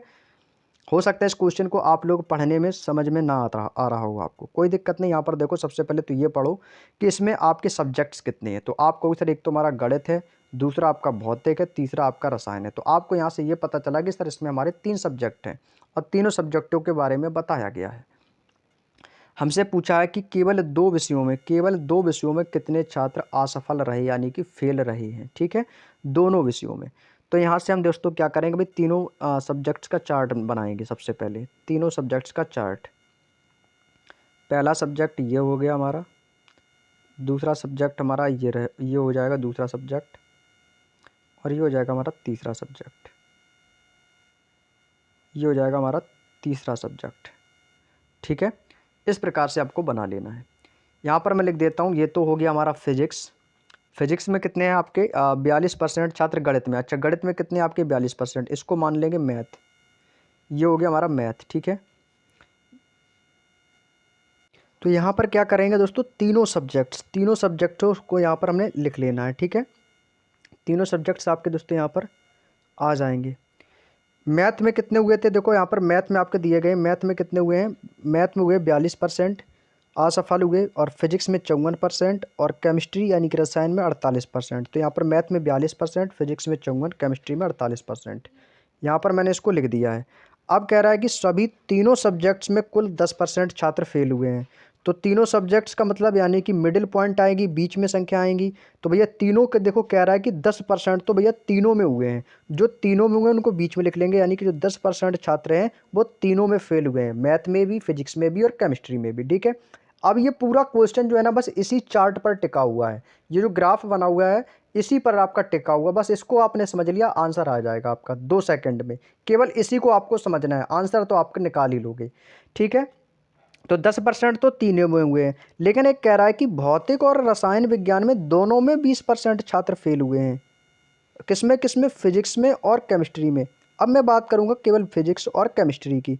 भाई भौतिक और रसायन में कह रहा है कि 20% हुए हैं, लेकिन 20% तो फेल तो हुए हैं, लेकिन उनमें से 10% भी तो ये भी शामिल होंगे। बोलो यस या नो। आप कहोगे भाई बिल्कुल होंगे, क्यों, क्योंकि 10% तो तीनों में हुए हैं और 20% छात्र केवल भौतिक और रसायन में हुए हैं। तो इसको 20% करने के लिए हमें यहाँ पर अभी कितने की कमी है, 10 की कमी और है। तो जब यहाँ इसमें हम 10 कर देंगे तो 10 तो इसमें भी शामिल है, 10 इसमें भी शामिल है, तो फिजिक्स और केमिस्ट्री में दोनों को मिलाकर 10 और 10 कितना हो जाएगा, 20% निकल के आ गए। अब आगे कह रहा है कि रसायन विज्ञान और गणित दोनों में 15% छात्र असफल हुए हैं।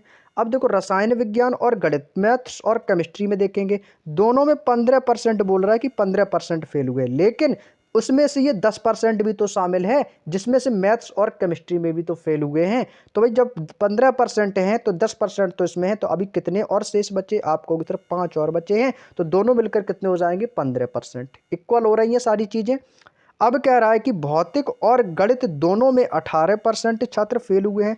अब में मैथ्स और फिजिक्स की 18% तो हुए हैं, लेकिन उनमें से ये 10% भी तो शामिल है जो ये बीच में है, क्योंकि 10% तो तीनों में कॉमन जा रहा है। तो अभी हमें 18% हुए, तो 10 तो ये है, यहाँ पर अभी शेष कितना बचेगा, 8 बचेगा, यानी कि 10 और 8 कितना हो जाएगा, 18%। ये हमारा चार्ट बन के होता है कंप्लीट। अब हमसे कह रहा है कि तो उन छात्रों को प्रतिशत ज्ञात करें जो केवल 2 विषयों में फेल हुए हैं।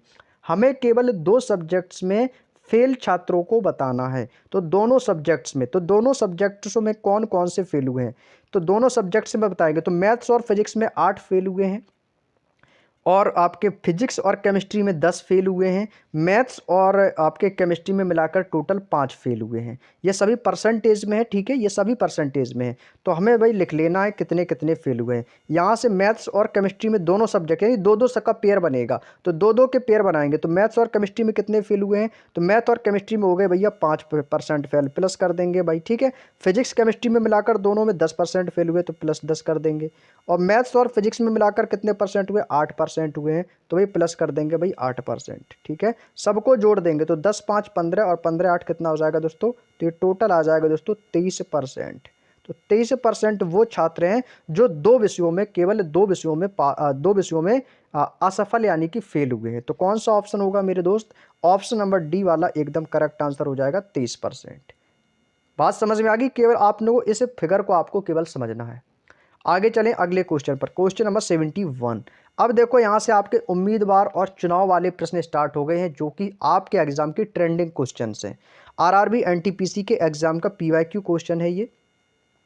क्वेश्चन कह रहा है कि एक चुनाव में एक उम्मीदवार जिसने 37% मत प्राप्त किए हैं, यानी कि चुनाव में जो भी वोट डले गए होंगे तो वो तो 100% होंगे, लेकिन उस 100% में से 37% मत प्राप्त किए हैं, और विजयी उम्मीदवार, जो उम्मीदवार जीता है ना, उसको 5,20,000 मतों के अंतर से हारा है। और इस चुनाव में दोनों उम्मीदवारों को डाले गए मतों की कुल संख्या ज्ञात कीजिए। भाई कुल मत कितने डाले गए होंगे, 100%। 100% में से एक को कितना मिला होगा, 37% अंक। जो 37% अंक जो प्राप्त हुआ है, 37% अंक, यदि इसमें देखो दो विजेता हैं, यदि एक विजेता को 37% अंक मिला है 100 में से, तो दूसरे वाले को कितना मिला होगा, तो दूसरे वाले को कितना मिला होगा, तो 100 माइनस 37 कर देंगे तो कितना बचेगा, तो भैया 63 अंक मिला होगा। यानी कि 63% तो भैया इस दूसरे वाले को मिले होंगे। भाई जिसके पास ज़्यादा परसेंट मिला होगा वही तो जीता होगा। तो भैया कौन जीता होगा इनमें से, 63%, ये जीता है 37%। तो दोनों के बीच का डिफरेंस कितना आ जाएगा मेरे दोस्त, तो दोनों के बीच का डिफरेंस कितना आ जाएगा भाई, इससे घटा देंगे, 13 में से 7 जाएगा 6, और 5 में से 3 जाएगा, कितना बचेगा आपका 2, यानी कि 26%। आप कह रहे हो कि वो 26% से जीता है, वो कह रहा है नहीं, जो जीत का अंतर है ना, आप कह रहे हो कि अंतर 26% का, वो कह रहा है नहीं, अंतर जो है ना वो 5,20,000 का है। यानी 26% बराबर किसके हो जाएगा, 5,20,000 के बराबर हो जाएगा। तो यहाँ से हम 100% की वैल्यू तो निकाल सकते हैं। तो 100% की वैल्यू निकालेंगे, क्यों क्यों 100% की निकालेंगे, क्योंकि कुल मतों की संख्या, तो कुल मतों की संख्या हमारी तो 100% ही तो थी। तो बस इसको निकाल लेंगे, तो ये हो जाएगा 5,20,000, 5,20,000 बटे बटे में कितना आ जाएगा आपका 26, और गुणा कर देंगे भाई 100 का। बस कैलकुलेट कर लेंगे भाई, 2 जीरो से 2 जीरो कैंसिल आउट हो, सॉरी 0 से 0 कैंसिल आउट नहीं, 26 से ये 52 कैंसिल आउट हो जाएगा, 26 दूनी 52, 4 जीरो ये 2 जीरो ये, तो 4 2 कितना हो जाएगा 6, यानी कि टोटल कितना हो जाएगा 20 लाख। कितना हो जाएगा मेरे दोस्त, आपको फिर ये हो जाएंगे हमारे 20 लाख जो वोट हैं ये आपके डाले गए हैं। बात समझ में आ गई, option number B is the right answer. Clear. चलिएगा अगला क्वेश्चन है, क्वेश्चन नंबर 72। अगला क्वेश्चन 72 बहुत आसान क्वेश्चन है भाई, बहुत आसान। रेशियो में आपको दिया गया है, ठीक है, रेशियो में आपको दिया गया है। कह रहा है कि दो चुनाव प्रत्याशी को प्राप्त मतों का रेशियो 2:9 है, ठीक है। इनका जो रेशियो का अनुपात हमें जो दिया गया वो कितना दिया गया, 2:9। और जीते हुए प्रत्याशी को 98 43 21 यानी 9,84,321 वोट प्राप्त हुए हैं। तो डाले गए कुल वोटों की संख्या, तो कुल वोट कितने हैं भाई, 9 और 2 11, तो कुल वोट कितने हो गए हमारे 11। लेकिन जिसके पास ज़्यादा रेशियो होगा वही तो जीतेगा।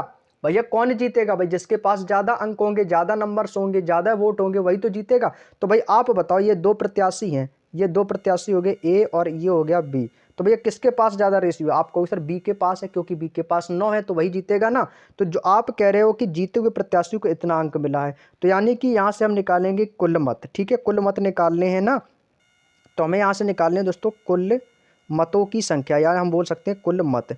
तो भाई कुल मत कितने इसमें बह रहा है कि जीतने वाले प्रत्याशी को कितना मिला है, तो जीतने वाले प्रत्याशी को मिला है 9,84,321 मत मिले हैं, ठीक है। किसको, जीतने वाले को, जीतने वाले को कितना मिला है 9। तो कह रहा है कि कुल वोटों की संख्या, कुल वोटों की संख्या है कितनी 11, और गुणा कर देंगे भाई 11 से, इसी में गुणा कर देंगे 11 से, बस इसको कैलकुलेट कर लो, आंसर आ जाएगा मेरे दोस्त, आंसर आ जाएगा भाई आपका, ठीक है। अब इसको हम क्या करेंगे दोस्तों, कैलकुलेट करेंगे, ठीक है। 9 से इसको भाग देंगे भाई, 9 से जाएगा या कि नहीं जाएगा भाई, 9 से भाग देंगे इसको, भाई इस 11 की गुणा कर देंगे भाई इसमें, तो ये हो जाएगा 11 एकम 11 की 1, कैरी करेगा 1, 11 दूनी 22 और 1 23, 23 की 3, कैरी करेगा 2, और 11 तिया 33, 33 2 हो जाएगा 35, 35 की 5, कैरी करेगा 3, और 11 चौको 44, और 44 3 हो जाएगा आपका 47, 47 की 7, कैरी करेगा 4, 11 अट्ठे 88, 88 और 4, 88 4 92, 92 की 2, और कैरी करेगा 9, 11 99, और 99 और 9 कितना हो जाएगा 108, 108 हो जाएगा, और डिवाइड बाई कितना हो जाएगा आपका 9। बस इसको भाग दे दो, आंसर आ जाएगा मेरे दोस्त, इसको भाग दे दो भैया, आंसर आ जाएगा finally.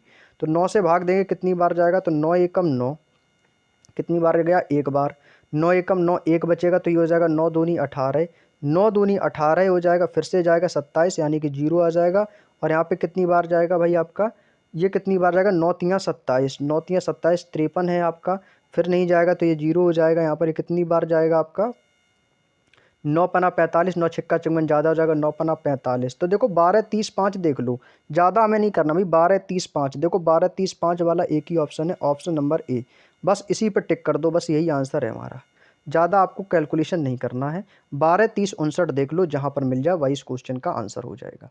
Clear, option number A के पास है, बिल्कुल सही जवाब हो जाएगा। नेक्स्ट क्वेश्चन है हमारा क्वेश्चन नंबर 73। एक चुनाव में उम्मीदवार ए को कुल मान्य वोटों के 75%, कितना बोल रहा है 75% के बराबर वोट मिले हैं। यदि कुल वोटों में से 15% वोटों को अमान्य घोषित कर दिया गया तो कुल वोटों की संख्या 5,60,000 है। तो ए के पक्ष में पड़ने वाले जो वोट माने गए हैं, यानी कि जो मत हैं, उनकी संख्या कितनी है, जो आपके बिल्कुल क्लियर वोट हैं उनकी संख्या कितनी है। तो कुल मत कितने हैं भाई, कुल वोट कितने हैं, तो कुल वोट है हमारे 5,60,000, कितने हैं भाई, तो यहाँ से मैं इसके लिए कुल वोट निकालूँ, यानी बोल सकता हूँ कुल मत, तो कुल मत यहाँ से निकालूंगा तो कितने हैं भाई, कुल मत हमको दे रखा है 5,60,000, कितना दे रखा है 5,60,000 है। अब कह रहा है कि ए को कुल मान्य वोटों के 75% के बराबर वोट मिले हैं। यदि कुल वोटों में से 15% वोट तो अमान्य हो गए घोषित, ठीक है, कुल वोट में से, तो कुल वोट थे 5,60,000, उनमें से 15 वोट जो है 15% वो अमान्य हो गए हैं। तो भैया मान्य कितने रहे होंगे, तो 85%, तो 85/100 हो जाएगा। तो बस इसको हम कैलकुलेट कर लेंगे, कैलकुलेट कर लेंगे, आंसर आ जाएगा भाई। देखो 0 से 2 0 आपके ये कैंसिल आउट हो जाएंगे। अब 85 की गुणा 56 में कर देना है, 85 की गुणा भाई 56 में कर देंगे तो कितना आ जाएगा हमारा, ये आ जाएगा 56 00, और गुणा किसकी करनी भाई 85 की, तो भाई गुणा करेंगे 5,000, 5 छिक्का 30, 55 25, और 3 कितना हो जाएगा 28, ठीक है। इसके बाद आपका 8,000, 8,000, 8 चंग 48 की 8, कैरी करेगा 4, 8 पंचे 40, और 4 कितना हो जाएगा 44, 0 0 0, 8 8 16 की 6, 4 2 6 1 7, और ये हो जाएगा 4, 4,76,000, कितना आया भाई 4,76,000। यहाँ से मैं रोज कर देता हूँ इसको, तो ये कितना आया दोस्तों हमारा, ये आ गया है दोस्तों हमारा कितना, 4,76,000। तो ए के पक्ष में आना है ना, मैं तो ए के पक्ष का बताना है, तो ये कितना आया 4,76,000, ये दोस्तों आ गया हमारा, ठीक है। अब कह रहा है ये वोट जो है ना, ये ए को कुल मान्य वोटों के 75% के बराबर वोट मिले हैं। तो बस इसी का में 75% आपको निकाल देना है, बस फाइनल आंसर निकल के आ जाएगा, पता चल जाएगा कि ए के पक्ष में वोटों की संख्या कितनी पड़ी है। बात समझ में आ गई, तो इसको काटेंगे तो ये हो जाएगा 25 तिया 75, और 25 चौके 100, 4 से इसको काट देंगे भैया, कितना जाएगा 4 एकम 4, फिर से जाएगा 4 एकम 4, और 4 9 36, और यहाँ पे आपका कितना है 3 0 है, ये 3 0 यहाँ पे आ जाएंगे, 3 की गुणा कर देंगे इसमें, तो 3 निम 27 की 7, 3 निम 27 की 7, कैरी करेगा 2, 3 एकम 3 2 5, और 3 एकम 3, तो 357, और 3 0 आ जाएंगी। तो कितना आ जाएगा भाई 3,57,000। कौन सा ऑप्शन होगा भाई 3,57,000, ऑप्शन नंबर बी के पास है, एकदम करेक्ट आंसर हो जाएगा। उम्मीद करता हूँ मेरे दोस्त बात समझ में आ गई होगी। नेक्स्ट क्वेश्चन, क्वेश्चन नंबर 74 कह रहा है कि 40 के 20% में किसी संख्या का 50% जोड़ने पर प्राप्त योग 20 है तो संख्या ज्ञात कीजिए। अब देखो क्वेश्चन में कह रहा है कि 40 के 20% में किसी संख्या का 50% जोड़ने पर जो प्राप्त योग है वो 20 है तो संख्या ज्ञात कीजिए।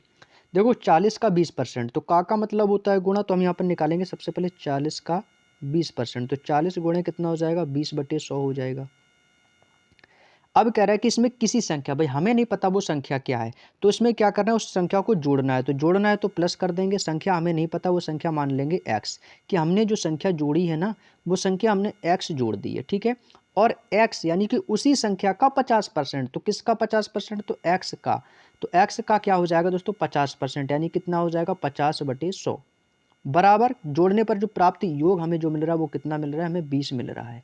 ये क्वेश्चन है, यानी कि ये समीकरण जो बन के तैयार हुआ है ना, इसी को सॉल्व करना है आप लोगों को। तो बस इसको सॉल्व कर दो, फाइनल आंसर निकल के आ जाएगा हमारा।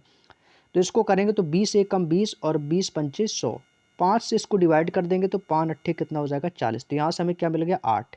50 एकम 50, 50 दूनी 100, तो ये हो जाएगा x/2 बराबर 20। यानी कि ये हमारा जो समीकरण बनेगा 8 + x/2 और बराबर में आ जाएगा हमारा 20।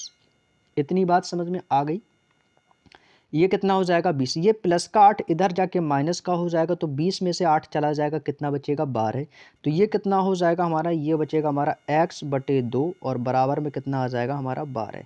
ये नीचे भाग में है 2, इधर जाके गुणा में हो जाएगा, तो 12 दूनी 24, यानी x बराबर कितना आ जाएगा हमारा, 24। तो ये जो x जो हमने माना था, इसका मान कितना आ गया, 24। दैट्स ऑल, यही आंसर है हमारा 24। Option number A is the right answer. Clear. चलिएगा नेक्स्ट क्वेश्चन। क्वेश्चन नंबर 75, इसी मोड पर ये क्वेश्चन है आपका 75 भी। कह रहा है कि किसी संख्या के 30%। अब किसी संख्या की जब बात आ जाए तो संख्या को x मान लेना है। तो x का 30%, तो x का 30% यानी कि x गुणे, कहाँ गया भाई पेज, क्वेश्चन कहाँ चला गया भाई, अच्छा ये है क्वेश्चन, ठीक है, ये आ गया क्वेश्चन। चलिए ये रहा आपका क्वेश्चन, ठीक है। x का क्या पूछा है, 30%, तो x का 30% यानी कि 30/100 हो जाएगा, है ना। अब कह रहा है कि इसमें 38 जोड़ा जाता है, तो जोड़ने के लिए प्लस कर देंगे, कितना जोड़ रहे हैं, 38 जोड़ दिया मैंने इसमें, तो ये समीकरण बन गया। तो परिणाम 50 प्राप्त होता है, यानी कि बराबर में हमें क्या मिल रहा है, बराबर में हमें जो मिल रहा है संख्या वो मिल रही है 50। ये समीकरण इसमें बना। अब इसको आपको क्या करना है, सॉल्व कर देना है। तो भाई इसको सॉल्व करेंगे इसको, ठीक है। देखो जीरो से आपका ये जीरो कैंसिल आउट, तो ये कितना हो जाएगा, x × 3 यानी कि 3x/10। तो ये हो जाएगा दोस्तों 3x बटे में कितना आ जाएगा आपका 10। ये आपका प्लस का 38 है, इधर जाके माइनस का हो जाएगा, इधर जाके ये माइनस का हो जाएगा, तो ये कितना हो जाएगा, 50 में से 38 माइनस कर देंगे तो कितना हो जाएगा, तो बराबर ये हो जाएगा 10 में से 8 जाएगा 2, 4 में से 3 जाएगा 1, यानी कि 12। यानी कितना हो जाएगा दोस्तों, ये हो जाएगा हमारा 12। ये 12 कहाँ से आई, ये प्लस का 38 इधर जाके माइनस का हो गया, ठीक है। तो यहाँ से ये 10 नीचे भाग में इधर जाके गुणा में चला जाएगा, तो 10 और 12 कितना हो जाएगा, 120। तो ये हो जाएगा हमारा 3x बराबर 120। अब इसको हम डिवाइड कर देंगे, x की वैल्यू आ जाएगी 3 चौके 12, यानी कि x बराबर कितना आ जाएगा, 40। तो x की वैल्यू यहाँ से हमने क्या निकाल दी दोस्तों, 40। ऑप्शन नंबर डी के पास है, एकदम करेक्ट आंसर हो जाएगा 40। क्लियर। चलिए नेक्स्ट क्वेश्चन। क्वेश्चन नंबर 76 कह रहा है कि 60 छात्रों के समूह में 65% ने अपने लिंग को पुरुष के तौर पर उल्लेखित किया और 30% ने अपने लिंग को महिला के तौर पर उल्लेखित किया। कितने छात्रों ने अपने लिंग का उल्लेख नहीं किया है। बहुत ही सिंपल सा क्वेश्चन है। देखो भाई हर चीज़ दुनिया में 100% है, इतना आप लोग जानते हैं। तो देखो यहाँ पर क्वेश्चन में करना क्या है, देखो 65% ने अपने लिंग को पुरुष के तौर पर उल्लेखित किया। कितने लोगों ने किया भाई, 65%, तो लिख लेंगे भैया 65% प्लस, और 30% लिंग जो है ये अपनी महिलाओं के तौर पर उल्लेखित किया। तो कितने हो गए भैया, 60 + 30 कितने हो गए हमारे दोस्तों, 90, सॉरी 65 है ना, 65 65 30 कितना हो गया दोस्तों, ये हो गया हमारा 95। यानी कि टोटल तो थे हमारे 100%, उनमें से जो 95% है ना उन्होंने उल्लेखित किया, लेकिन अपने लिंग को उल्लेखित कितने लोगों ने नहीं किया, तो 5% लोगों ने नहीं किया है। इतना तो क्लियर है, क्योंकि 95% तो इसमें से शामिल हो गए 65% पुरुष के, और इसमें से 30% महिला के, तो टोटल कितने हो गए 95%। अब शेष कितना बचा है, 5। तो वो 5% वाले वो लोग हैं जिन्होंने अपना लिंग उल्लेखित नहीं किया है, ठीक है। तो भाई छात्रों का समूह कितने का था, तो 60 छात्रों का समूह था। तो भाई छात्रों का समूह था 60 का, जिसमें से 5% लोगों ने उल्लेखित नहीं किया है। तो भाई तो पूछ रहा है कितने छात्रों ने, तो आप कह रहे हो कि सर 5% ने उल्लेखित नहीं किया, तो 60 का 5% निकाल देंगे, 60 का 5%। ये 5% वही लोग हैं जिन्होंने उल्लेखित नहीं किया। बस सॉल्व कर देंगे, एक जीरो से एक जीरो कैंसिल आउट, 5 से काटेंगे 5 दूनी 10, 2 से काट देंगे 2 तियां 6। यानी कहने का मतलब 3 छात्र ऐसे हैं जिन्होंने अपना लिंग उल्लेखित नहीं किया है। Option number B is the right answer. Clear हो गया ना भाई, सिंपल सा क्वेश्चन। अगला क्वेश्चन है बिल्कुल सिंपल सा, क्वेश्चन नंबर 77। दो कर्मचारी हैं अनीता और सरिता। इनको प्रतिमाह वेतन 6600 रुपये की कुल राशि का भुगतान किया जाता है और अनीता को सरिता से दी गई राशि का 120% भुगतान किया जाता है, तो सरिता को राशि कितनी मिलेगी? तो देखो सरिता, हमें नहीं पता है कि सरिता को राशि कितनी मिलेगी, लेकिन सरिता को जो भी राशि मिलेगी ना वो अपने आप में 100% मिलेगी। ठीक है, यहाँ पर मैं लिख देता हूँ सरिता।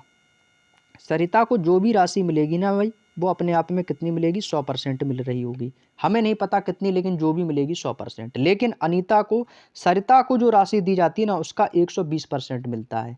तो यहाँ से हम अनीता का निकाल सकते हैं, तो अनीता को कितना मिल रहा है सरिता से? 120%। तो ये हो जाएगा कितना? 120। तो टोटल जो राशि है वो कितनी भुगतान हो रही है? तो 100 ये 120 ये, तो टोटल यानी कि कुल कितना हो जाएगा दोस्तों हमारा टोटल? तो टोटल जो भुगतान आ रहा है वो आ रहा है 220 का। कितने का आ रहा है? 220 का। आप कह रहे हो कि जो टोटल भुगतान 220 का, वो कह रहा है नहीं, अनीता और सरिता को जो कुल राशि है ना वो 6600 मिल रही है। आपके हिसाब से तो कुल भुगतान 220 का है, वो कह रहा है नहीं, जो राशि है वो 6600 रुपये की है। तो हमसे पूछा कि सरिता को राशि कितनी मिलेगी, तो यहाँ से हमें निकालना है दोस्तों कि सरिता को राशि कितनी मिलेगी। तो भाई सरिता को कितनी मिलेगी? तो भैया टोटल राशि कितनी है? भाई टोटल राशि आप कह रहे हो 6600 है, वो कह रहा है नहीं 220 है। तो 6600 बटे 220 कर देंगे और गुणा कर देंगे 100 से, जो भी आएगा वो सरिता की दोस्तों राशि निकल के आ जाएगी। तो जीरो से आपका एक जीरो कैंसिल आउट हो जाएगा। 22 तियाँ होता है 66 यानी कि 30। 30 गुणा 100 इज इक्वल टू कितना हो जाएगा? तो 30 की गुणा जब 100 में कर देंगे यानी कि 3 जीरो, ये आ जाएगा दोस्तों हमारा 3000। तो इस क्वेश्चन का जो राइट आंसर आएगा वो कितना आएगा? Option number A is the right answer. 3000 एकदम करेक्ट आंसर हो जाएगा। क्लियर? चलिएगा नेक्स्ट क्वेश्चन है हमारा क्वेश्चन नंबर 78।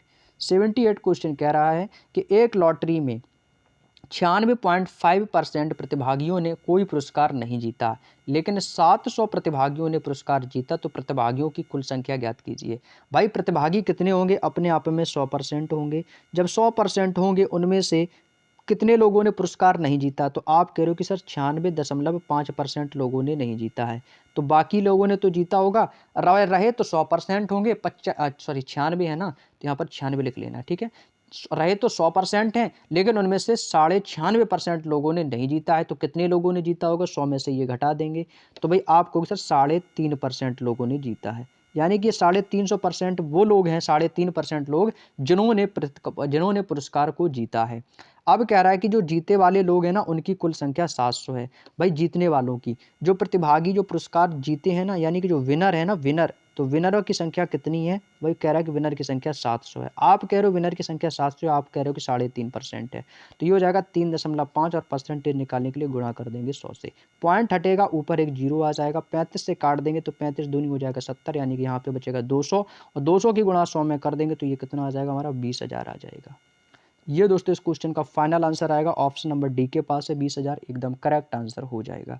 उम्मीद करता हूँ बात समझ में आ गई होगी। तो नेक्स्ट क्वेश्चन, क्वेश्चन नंबर 79 आपका इंतजार करता है।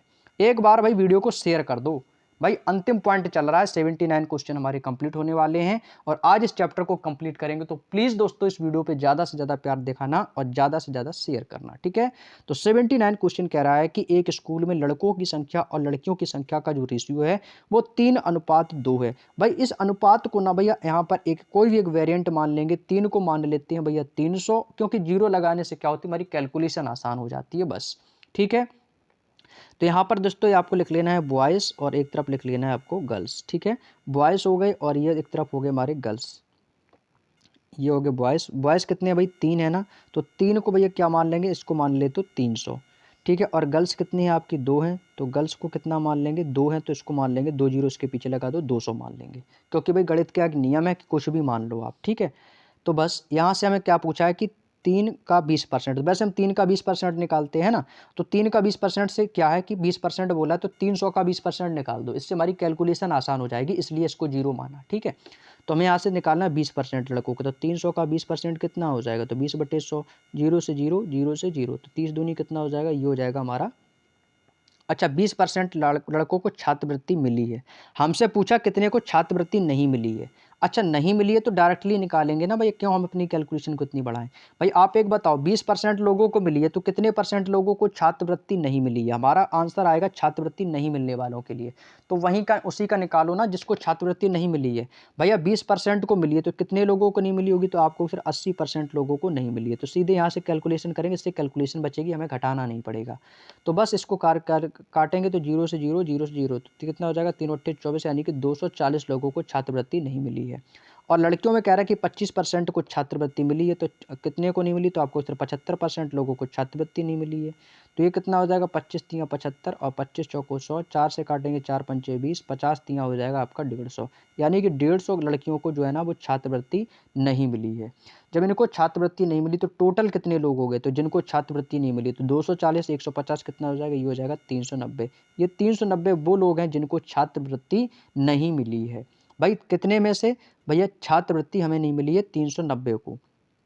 390 लोगों को जो है छात्रवृत्ति नहीं मिली है। तो टोटल स्टूडेंट कितने थे भाई? 300 लड़कियां थीं और गर्ल्स 200 थी। तो टोटल छात्र, तो यहाँ से हम निकालेंगे कि कुल छात्र कितने थे। तो कुल छात्र कितने हो गए हमारे? 500। तो कुल छात्र थे 500। 500 में से कितने लोगों को नहीं मिला है? 390 लोगों को छात्रवृत्ति नहीं मिली है। छात्रवृत्ति मिली किसको नहीं है? 390 लोगों को। तो कितने में से? 500 में से। तो 390 बटे में आ जाएगा 500 और परसेंटेज निकालने के लिए गुणा कर देंगे भाई 100 से। 100 पंचे 500, 5 से भाग देंगे, 5 सत्ते 35 और 5 अट्ठे 40, यानी कि 78% दोस्तों लोगों को जो है छात्रवृत्ति नहीं दी गई है। तो ऑप्शन नंबर ए पे टिक करेंगे। 78% इस क्वेश्चन का एकदम राइट आंसर हो जाएगा। ठीक है, चलिएगा नेक्स्ट क्वेश्चन है क्वेश्चन नंबर 80। 50 लड़कियां और 70 लड़कियों की एक कक्षा में एक संगीत कार्यक्रम को प्रायोजित किया गया। 40% लड़कियां और 50% लड़कों ने कार्यक्रम में भाग लिया।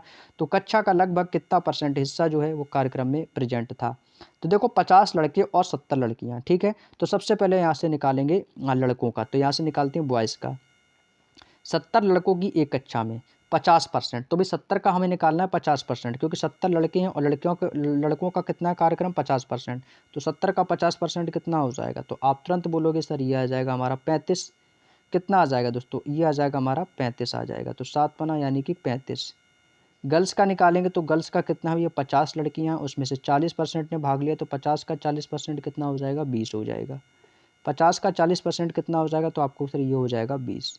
यानी कि ये वो कौन से लोग आ गए दोस्तों? हमारे टोटल स्टूडेंट्स कितने हो गए दोस्तों? 35 और 20 कितना हो जाएगा दोस्तों? 55। ये हो गए दोस्तों हमारे कुल छात्र दोस्तों, ये हमारे निकल के आ गए कि जिन्होंने भाग लिया था। तो 55 लोगों ने भाग लिया। कितने में से? तो 70 तो लड़के थे, 50 लड़कियां थी। तो टोटल स्टूडेंट कितने हो गए? तो टोटल स्टूडेंट हो जाएंगे 120। टोटल स्टूडेंट हो गए हमारे कुल छात्र 120। 120 छात्र तो ये हो ही गए हैं, लेकिन इनमें से 55 लोगों ने भाग लिया था। 55 लोगों ने भाग लिया, तो 55 का निकाल देंगे। तो 55 बटे 120 और गुणा कर देंगे भाई 100 से। ये इसको सॉल्व करेंगे भाई, 100 से सॉल्व करेंगे इसको। तो 20 छिक्का 120 और 20 पंचे 100। ये कितना हो जाएगा? गुणा कर देंगे। 55 25 की 5 और 55 25 2 27, यानी कि 275, और बटे में भाग किससे देना है? 6 से। तो 6 से भाग देंगे कितनी बार जाएगा? 6 चरंग 36 ज़्यादा हो जाएगा। 6 चौको 24, 4 बार जाएगा 24, तो 3 बचेगा। 35 हो जाएगा। 6 छरंग 36 ज़्यादा हो जाएगा। 6 पंचे 30, 6 पंचे 30 पॉइंट 5 बचेगा। फिर से 50 हो जाएगा। 6 सत्ते 42, 6 अट्ठे 48, तो 45.8। तो लगभग हम क्या बोल सकते हैं? तो 45.8 को हम क्या बोल सकते हैं? या लगभग हम 46% कह सकते हैं इसको। लगभग में आ जाएगा तो 46% है ऑप्शन में भाई। ऑप्शन नंबर ए को टिक करेंगे आप लोग। 46% इस क्वेश्चन का बिल्कुल सही जवाब आ जाएगा। उम्मीद करता हूँ मेरे दोस्त यहाँ तक के क्वेश्चन आपको समझ में आ गए होंगे। तो आज का जो क्वेश्चंस का लेवल है अपने आप में बहुत ही शानदार लेवल है। आगे चलते हैं, अगला क्वेश्चन है क्वेश्चन नंबर 81। विद्युत बल्बों की एक खेप में 4% टूट गए, शेष में से 25% दोषपूर्ण पाए गए, यानी कि उसमें कोई खराबी होगी। और टूटे हुए दोषपूर्ण बल्बों की कुल संख्या 112 है। कितनी है दोस्तों? 112 है। तो खेप में बल्बों की कुल संख्या ज्ञात कीजिए। अब देखेंगे यहाँ पे जो बल्ब होंगे वो अपने आप में कितने रहे होंगे? 100%। भाई यहाँ से क्या मानेंगे कि कुल बल्ब, तो कुल बल्ब कितने रहे होंगे भाई? कुल बल्ब रहे होंगे 100%। ठीक है, कुल बल्ब कितने रहे होंगे भाई? 100% बल्ब रहे होंगे। उसमें से कह रहा है कि 4% बल्ब टूट गए। भाई यदि जब में से 100 में से 4% बल्ब टूट गए तो शेष कितने बचे होंगे? आपको सर शेष बचे होंगे 96%। कितने बचे होंगे? 96% बल्ब बचे होंगे। और कह रहा है कि शेष में से जो शेष बचे हैं ना वो 96% हमारा शेष होगा। इस 96% में से 25% तो दोषपूर्ण पाए गए हैं। भाई 96 में से 25% आपके दोषपूर्ण पाए गए हैं, तो कितने बचेंगे? तो भाई 96 का निकालेंगे भी 25%, तो ये कितना हो जाएगा? ये हो जाएगा गुणे 25 बटे में आ जाएगा आपका 100। तो 25 एकम 25, 25 चौके 100, 4 से इसको काट देंगे, 4 दूनी 8 और 4 चौको 16, तो 24 बार गया। तो यानी कितने आ गए दोस्तों हमारे यहाँ पे जो मान बचा इसका, ये आ गया हमारा 24। यानी कि 24 बल्ब ऐसे हैं जो कि दोषपूर्ण पाए गए। ठीक है, ये आ गया हमारा 24। लेकिन ये 24 तो वो थे जो दोषपूर्ण पाए गए। अब आगे कह रहा है कि यदि टूटे हुए और दोषपूर्ण बल्बों की कुल संख्या 112 है। भाई अब यहाँ से हमें क्या निकालने हैं? टूटे हुए बल्बों की और दोषपूर्ण। तो टूटे हुए बल्ब कितने थे भाई? 4%। दोषपूर्ण वाले बल्ब कितने थे हमारे? 24%। बात समझ में आ गई? और टूटे हुए बल्ब कितने थे? 4%। और दोषपूर्ण वाले कितने हैं? 24%। अब कह रहा है कि इनकी कुल संख्या। तो भाई यहाँ पर मैं लिख लूँगा क्या? टूटे हुए बल्ब प्लस दोषपूर्ण। ठीक है, टूटे हुए बल्ब प्लस आपके दोषपूर्ण बल्ब, इनको लिखेंगे एक तरफ। तो टूटे वाले थे आपके 4 प्लस दोषपूर्ण वाले कितने थे आपके? 24। तो टोटल कितने हो गए दोस्तों? टोटल ये हो गए हमारे 28। टोटल हमारे दोस्तों ये कितने हो गए? 28% ऐसे जो हैं ये दोस्तों आपके टूटे हैं और दोषपूर्ण है। वो कह रहे हैं नहीं, इनकी जो कुल संख्या है वो 112 है। यानी कि 28% की जो वैल्यू हमें दे रहा है वो कितना दे रहा है? 112। यहाँ पर देखेंगे क्वेश्चन में खुद दिया है। तो 28% बराबर है 112। तो यहाँ से हम निकाल लेंगे, तो ये कितना हो जाएगा? ये हो जाएगा 112 बटे 28 और परसेंटेज निकालने के लिए गुणा कर देंगे भाई 100 की। यहाँ पर गुणा आ जाएगी भाई 100 की। बस इसको कैलकुलेट कर लो, आंसर आ जाएगा भाई। 28 में भाग देंगे, कितनी बार जाएगा? 28 चौको 4 बट्टे 32, 4 दूनी 8 3 11, 28 चौको 112। 4 की गुणा 100 में कर देंगे तो ये कितना आ जाएगा दोस्तों? 400। यानी कि 400 खेपों में जो बल्बों की जो कुल संख्या वो निकल के आ जाएगी। ऑप्शन नंबर 20 क्वेश्चन का बिल्कुल सही जवाब हो जाएगा। उम्मीद करता हूँ मेरे दोस्त बात समझ में आ गई। बात समझ में आ गई है तो आगे बढ़ते हुए अगले क्वेश्चन पर, क्वेश्चन नंबर 82। रामू अपनी आय का, अब यहाँ से आय व्यय खर्च प्लस बचत वाले क्वेश्चन से स्टार्ट होंगे। ठीक है, रामू अपनी आय का 72% व्यय करता है, यानी कि खर्च करता है, और उसकी आय में 12% की वृद्धि हो जाती है, तो उसके व्यय में भी 5% की वृद्धि करता है। तो रामू पहले वाई की बचत करता था और वेतन वृद्धि के बाद वह एक्स की बचत करता है। तो X minus Y upon Y into 100 का मान ज्ञात कीजिए भाई। तो करेंगे इसको सॉल्व। तो भाई एक यहाँ पे लिखेंगे दोस्तों आय, यहाँ पर क्या होगी दोस्तों? आय, जो भी आय आएगी उसमें से वह कुछ व्यय करेगा, यानी कि खर्च करेगा, और प्लस आय और व्यय। तो आय में से जब हम व्यय को घटाएंगे तो हमारी क्या निकलेगी दोस्तों? आप बताओगे सर? बचत निकलेगी हमारी।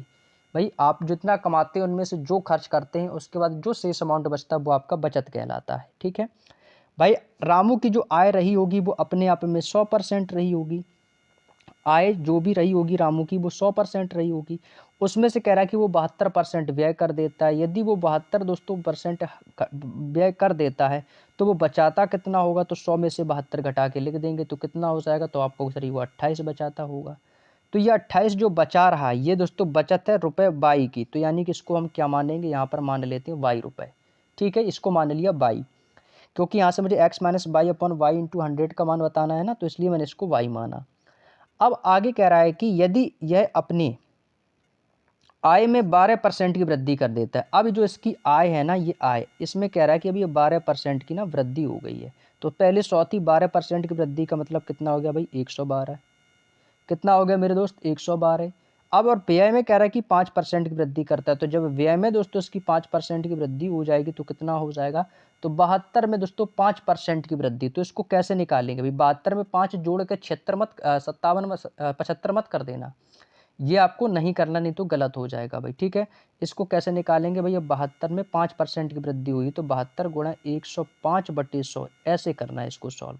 तो इसको जब सॉल्व करेंगे ना, 5 दूनी 10, 5 एकम 5 और 5 दूनी 10। ठीक है, इसको जब सॉल्व करेंगे तो ये कितना हो जाएगा? 21 दूनी 42 की 2, कैरी करेगा 4, 21 सत्ते 147, 4 कितना हो जाएगा आपका? 151 डिवाइड बाई 20। अब इसको डिवाइड करेंगे तो 20 को डिवाइड करेंगे, 20 सत्ते 140, 140 यहाँ पे कितना बचेगा? 11, 20 छिक्का 120, फिर से बचेगा तो 76 पॉइंट कितना आएगा? सॉरी 75 पॉइंट आपका ये कितना आ जाएगा? 6 आ जाएगा।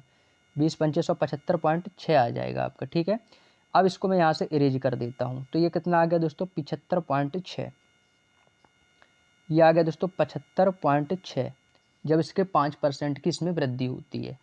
अब कह रहा है कि 100 जब आय बढ़ी तो 112 हो गया, व्यय बढ़ा तो 75.6 हो गया, तो इसकी बचत कितनी होगी, इससे घटा देंगे तो ये इसके घटाने के बाद ये कितना आएगा दोस्तों, ये आ जाएगा हमारा 36.4। यानी ये दोस्तों क्या आएगी इसकी बचत, तो ये आ गया दोस्तों हमारी एक्स की बचत, यानी एक्स का मान। ठीक है, अब यहाँ से हमें मान बताना किसका है, हमें जो मान बताना है वो बताना है X minus Y upon Y into 100 का। हमें जो मान बताना है ना वो इसका मान बताना है। एक्स की वैल्यू आपको दे दी गई है, वाई की वैल्यू आपको दी गई है, यहाँ से आप निकाल सकते हो। ठीक है, ये सारी आपकी वैल्यू दे दी गई है। ठीक है, ये वाई की वैल्यू और ये एक्स की वैल्यू बस रख दो, आंसर आ जाएगा। तो ये एक्स की वैल्यू कितनी रखी, क्योंकि बचत वाला है ना पॉइंट, तो ये हो जाएगा 36.4 माइनस का 28 अपॉन में कितना आ जाएगा वाई, वाई का मान कितना है 28 है, और गुणा कर देंगे भाई 100 से। इसको भैया कैलकुलेट कर लेना, आंसर आ जाएगा। 36.4 में से घटाएंगे 28 तो कितना बचेगा, ये बचेगा हमारा 36 में से 8 जाएगा, कितना बचेगा 28, 8 यानी कि 8.4, 8.4 अपॉन कितना आ जाएगा 28 और गुणा कर देंगे भाई 100 से। गुणा कर देंगे भाई 100 से, भाई दशमलव हटेगा, नीचे एक जीरो आ जाएगी, जीरो से जीरो काट देंगे और इसको काटेंगे तो कितनी बार कटेगा, 2 एकम 2, 2 चौको 8, 2 चौको 8, 2 दूनी 4, 2 चौको 8, 2 चौको 8 और 2 दूनी 4, 14 दूनी 28, 14 तियाँ 42 और 10 तियाँ कितना हो जाएगा हमारा 30%। तो इस क्वेश्चन का जो फाइनल आंसर निकल के आएगा वो कितना आएगा, 30% आएगा। Option number A is the right answer. Clear. Next question, question number 83। एक आदमी अपनी मासिक आय का 30% बचाता है। एक आदमी जो है वो अपनी आय का, यहाँ पर लिख लेना भाई आय, और बराबर इसका रहेगा दोस्तों व्यय, और प्लस इसकी रहेगी दोस्तों बचत। ठीक है, ये रहेगी इसकी बचत। अब यहाँ से इसको निकालेंगे। कह रहा है कि मासिक आय का 30% बचाता है, उसकी जो भी आय है वो अपने पास 100% होगी, और वह कह रहा है कि बचत जो है ना उसकी बचत है उसकी 30% है। भाई 100 कमाता है 30 बचाते हो तो खर्च कितना करते हो, तो सीधी सी बात है खर्च वो 70% कर रहा होगा। और आय में कह रहा है कि 10% की वृद्धि होगी। भैया पहले आय 100 थी, 10% की वृद्धि के बाद कितनी होगी भाई 110 हो गई, 110 हो गई, और पिछली बचत भी 20% ज़्यादा होगी। तो भाई 30 में क्या हो गया भाई 20% की बचत ज़्यादा होगी, तो कितना हो जाएगा 30 गुणा 120 बटे 100, तो 12 तियाँ 36, यानी कि कितना हो जाएगा दोस्तों, ये हो जाएगा हमारा 36% बढ़ गया। भाई 110 कमा रहे हो, 36 बचा रहे हो, तो खर्चा कितना कर रहे हो भाई, इससे घटा देंगे 110 में से 36, तो ये आ जाएगा दोस्तों 74, यानी कि 74 क्या दोस्तों खर्चा कर रहा है।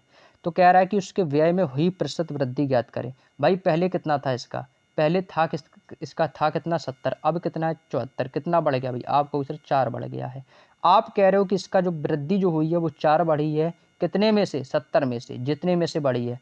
भैया पहले 70 खर्च करता था, अब 74 कर रहा है, तो कितना का ज़्यादा खर्च कर रहा है, 4 कितने में से 70 में से, तो 4 बटे 70 और गुणा कर दो 100 का, आंसर आ जाएगा 0 से 0, ये हो जाएगा 10 चौको 40, बटे में आ जाएगा 7, 7 पना 35, 5 बचेगा, और ये हो जाएगा 7 पना 35, और यहाँ पे कितना बचेगा आपका 5, पॉइंट आ जाएगा 0, 50 हो जाएगा, 7 सत्ते 49, तो 5.7 देख लो कहाँ पर है, वही इस क्वेश्चन का आंसर हो जाएगा। तो 5.7% ऑप्शन नंबर ए के पास है, एकदम करेक्ट आंसर हो जाएगा।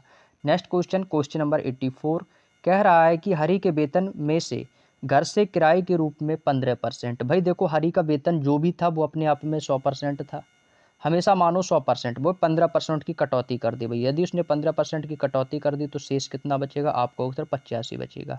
अब उस शेष में से 20% उसने बच्चों की शिक्षा पर खर्च कर दिया, तो ये हो जाएगा 85 में से 20% शिक्षा पर खर्च कर दिया, तो 20 एकम 20, 20 पंचे 100, और 17 पना 85, और 17 दूनी 34, 34, और ये 85 माइनस का जब 34 कर देंगे तो कितना बचेगा, तो ये हो जाएगा 85 माइनस का 34, 5 में से 4 जाएगा आपका, कितना बचेगा 1, 8 में से 3 गया, क्या कहीं गलत कर दिया भाई क्या, 1 मिनट फिर से देखते हैं भाई, गलत कर दिया लगता है मैंने। 20% बच्चों की शिक्षा पर खर्च करता है। अच्छा भाई अब देखो शेष राशि का, देखो शेष राशि हमारी कितनी थी, शेष राशि हमारी आ गई है 85, शेष राशि हमारी कितनी आ गई दोस्तों 85 आ गई है। ठीक है, अब इस 85 में से इसका जो है ना 20% वो बच्चों की शिक्षा पर खर्च कर देता है। अब इसका जो 20% जो है ना वो शिक्षा पर खर्च कर रहा है, और इसका जो शेष बचेगा उसको 10% अपनी चिकित्सा पर खर्चा करेगा। किस पर खर्च करेगा दोस्तों, अपनी चिकित्सा पर खर्च करेगा। अब इसको करते हैं सॉल्व। देखो दोस्तों, इस क्वेश्चन को करने का मैं एक सिंपल तरीका और बताता हूँ। ऐसे बताऊंगा ना तो आपको कम समझ में आएगा। देखो ऐसे बताता हूँ, बिल्कुल सिंपल तरीका। आप कहोगे सर हाँ ये तरीका बिल्कुल सही है, ऐसे ही इसको लिखना चाहिए। देखो हरी का वेतन था वो कितना था, अपने आप में 100% था भाई, ठीक है। यहाँ पर मैंने लिख दिया कि हरी का जो वेतन था वो अपने आप में कितना था भाई, 100% था, ठीक है। अब आगे कह रहा है कि इसने 15% की कटौती की। भैया जब 100 में से 15% वो काट देगा तो शेष कितना बचेगा आपको, सिर्फ 85 बचेगा। तो ये हो जाएगा 85 बटे में आ जाएगा आपका 100। फिर कह रहा है कि और इसने 20% बच्चों की शिक्षा पर खर्चा कर दिया। भाई अब 20% बच्चों की शिक्षा पर खर्च कर देगा तो कितना हो जाएगा, तो आपको सिर्फ 80 बचेगा। तो 80 बटे 100 आ जाएगा आपका, ठीक है। और शेष राशि का 10%, तो शेष राशि का 10% यानी 100 में से 10 से माइनस कर देंगे तो यह आ जाएगा 90 बटे 100। उस पर उसने खर्चा कर दिया, ठीक है। अब इसको सॉल्व कर दो। तो कह रहा है कि अंत में उसके पास इतना रुपए शेष बचता है। आप बताओ कितना शेष बच रहा है। इसको हम कैलकुलेट करेंगे। यहाँ से कैलकुलेशन आसान रहेगी हमारी। देखो 100 से 100 कैंसिल आउट हो जाएगा। 20 चौको 80 और 20 पंचे 100। 5 से कटेगा 17 बार, 17 पना 85। जीरो से एक जीरो कैंसिल आउट।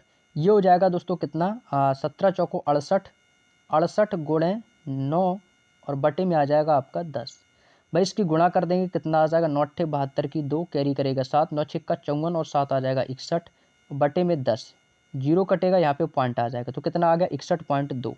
61.2 दोस्तों ये उसके पास शेष बचता है। आप कह रहे हो इतना शेष बचता है, वो कह रहे हैं नहीं, ये जो शेष बच रहा है ना वो बच रहा है 42,840। यहाँ से देखो क्वेश्चन आसान हुआ ना, यहाँ से आपको बिल्कुल साफ साफ समझ में आ रहा होगा, ठीक है। तो बस इसको हम सॉल्व कर लेंगे तो ये हो जाएगा 42,840 और डिवाइड बाई कितना हो जाएगा 61.2 और गुणा कर देंगे भाई 100 से। अब इसकी जैसे ही आप ये पॉइंट हटाएंगे ऊपर एक जीरो बढ़ जाएगी। बस इसको डिवाइड कर दो, आंसर आ जाएगा भाई। आंसर आ जाएगा भाई 612। 7 से काट दे भाई, 612 को काटो इसको 7 से। 7 दूनी 14 की 4 कैरी करेगा एक, 7 एकम 7 8, 7 छिंग 42। कितनी बार गया भाई, 7 बार जाएगा। कितनी बार गया दोस्तों, तो आपको सर ये 7 बार जाएगा। तो यहाँ पर कितना बचा हमारा 700 बचा। 700 की गुणा 100 में कर देंगे तो कितना आ जाएगा, 2 2 4 जीरो लगा दो, 1 2 3 4 यानी कि 70,000। तो 70,000 कहाँ पर है, ऑप्शन नंबर डी के पास है, बिल्कुल सही जवाब हो जाएगा। तो यहाँ से देखा कि कैलकुलेशन कितनी आसान हो गई। Next question, question number 85। Question number 85 आपके सामने दिया गया है। कह रहा है कि 480 का 75%, तो लिखेंगे भैया 480 का 75% यानी कि 75 बटे 100, ठीक है। आगे क्या कह रहा है कि प्लस 540 का, तो प्लस 540 का x बटे 100, x बटे 100 बराबर कितना है, बराबर कह रहा है कि 603 है। तो x की वैल्यू ज्ञात कीजिए। इतना आसान क्वेश्चन अभी मैंने कराया भी था आपको। इसको कैलकुलेट कर लेंगे भाई, 25 तियाँ 75 और 25 चौके 100। तो ये हो जाएगा दोस्तों 25 तियाँ 75 और 25 चौके 100। 4 से इसको हम काट देंगे तो कितनी बार कटेगा, 12 चौको 48 यानी कि 12 बार कटेगा आपका। तो ये कितना हो जाएगा दोस्तों 120, ठीक है। ये कितना हो जाएगा 120 और 120 की गुणा 3 में कर देंगे तो कितना हो जाएगा 12 3 36 यानी कि 360। 360 प्लस है तो प्लस लगाएंगे, ठीक है। यहाँ से इसको सॉल्व करेंगे तो 540 अपॉन एक्स, जीरो से जीरो कट जाएगा, ये जीरो कटेगा तो यहाँ पे दशमलव आ जाएगा। तो ये कितना हो जाएगा, ये हो जाएगा 5.4। कितना हो जाएगा मेरे दोस्त, आप कहोगे सर ये हो जाएगा हमारा 5.4 और गुणा एक्स है तो 5.4x हो जाएगा। बराबर में हमारा क्या आ गया दोस्तों 603। अब इसको कैलकुलेट करेंगे तो 360 प्लस 5.4x बराबर 603। तो यहाँ से हम 5.4x इधर लिख लेंगे बराबर 360 इधर जाके माइनस का हो जाएगा। तो ये हो जाएगा आपका 603 माइनस का आ जाएगा 360। माइनस कर देंगे तो कितना शेष आएगा, तो ये हो जाएगा 5.4x बराबर 3 इधर आ जाएगा, 10 में से 6 जाएगा 4, 5 में से 3 जाएगा 2, 243। कितना हो जाएगा दोस्तों 243, ठीक है। इसको कैलकुलेट कर लेंगे तो ये कितना हो जाएगा, ये हो जाएगा हमारा x बराबर 243 बटे में कितना आ जाएगा आपका 5.4। पॉइंट हटेगा ऊपर जीरो आ जाएगा भाई। 54 को डिवाइड करना है इससे, 54 को डिवाइड करेंगे कितनी बार जाएगा, ये जाएगा 4 बार। तो 4 चौको 16 और 4 पंचे 20 और 1 21, तो 216, ठीक है। अब कितनी बार जाएगा, तो देखो 4 वाला देख लो ऑप्शन, तो 4 वाला कौन सा ऑप्शन स्टार्ट है, ये 45 से स्टार्ट है। तो बस ये जाएगा 45 बार। तो 54 इंटू 4 5 कितना हो जाएगा 2430। ये इस क्वेश्चन का बिल्कुल सही जवाब हो जाएगा। तो कौन सा इस क्वेश्चन का आंसर है भाई 45, बिल्कुल सही जवाब है। Option number D is the right answer. Next question, अगला क्वेश्चन है क्वेश्चन नंबर 86। 86 क्वेश्चन कह रहा है कि मॉरिशस भोजन पर अपनी आय का 25% खर्च करता है, उसे 1000 रुपये वेतन की वृद्धि मिली, लेकिन उसने खाद्य वस्तुओं पर अपना खर्च नहीं बढ़ाया। नतीजन भोजन पर उसका खर्च गिरकर 20% हो गया। तो प्रारंभिक आय उसकी कितनी थी? प्रारंभिक आय पूछी गई है, उसकी कितनी थी?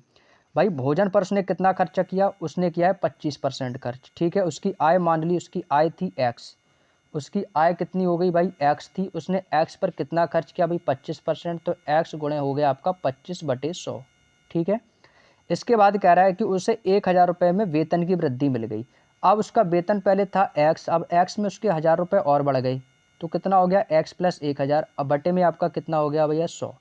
ठीक है, और उसने खाद्य वस्तुओं पर कह रहा है कि खर्च नहीं बढ़ाया है। नतीजन भोजन पर उसका खर्च गिरकर कितना हो गया भाई? 20%। तो गुणा कर देंगे भाई, 20% से इसकी गुणा कर देंगे यहाँ पर। इसको सॉल्व कर लेंगे तो भाई इसको जब सॉल्व करेंगे तो ये कितना हो जाएगा हमारा? ये हो जाएगा, तो ये कितना हो जाएगा? अभी 25x है, तो ये हो जाएगा हमारा 25x। जब इसमें गुणा करेंगे तो 25x बराबर 25x बराबर ये कितना है हमारा? 1000 गुणा 20 कर देंगे तो ये कितना हो जाएगा? 20,000। 20,000 हो जाएगा। तो 25x बराबर ये हो जाएगा हमारा कितना? 20 की गुणा इसमें करेंगे तो ये हो जाएगा 20x प्लस 20,000। ये हो जाएगा हमारा इक्वेशन, यानी कि समीकरण बन के तैयार हो गया। ठीक है, यहाँ तक की बात समझ में आ गई। यहाँ से 100 से 100 तो आपका ये कट ही जाएगा। यहाँ पे बचेगा 25x बराबर 20 की गुणा x में कर दी 20x प्लस 20,000 हो गया। तो 25 में से 20 जाएगा तो ये बचेगा आपका 5x। 5x बराबर आ जाएगा आपका 20,000। और 5 से इसको डिवाइड करेंगे तो 5 चौको 20, x बराबर आ जाएगा आपका 4000। कितना आ जाएगा? x बराबर आ जाएगा 4000। तो इस क्वेश्चन का जो राइट आंसर है वो 4000 है, ऑप्शन नंबर डी के पास है। Next question, question number 87। अब क्वेश्चन नंबर देखो 87 कह रहा है कि यदि ए का 5%, क्वेश्चन नंबर 87, ए का 5%, ए का 5% और बी का 4%। तो ए का 5% का मतलब है ए का, यानी ए गुणे 5/100।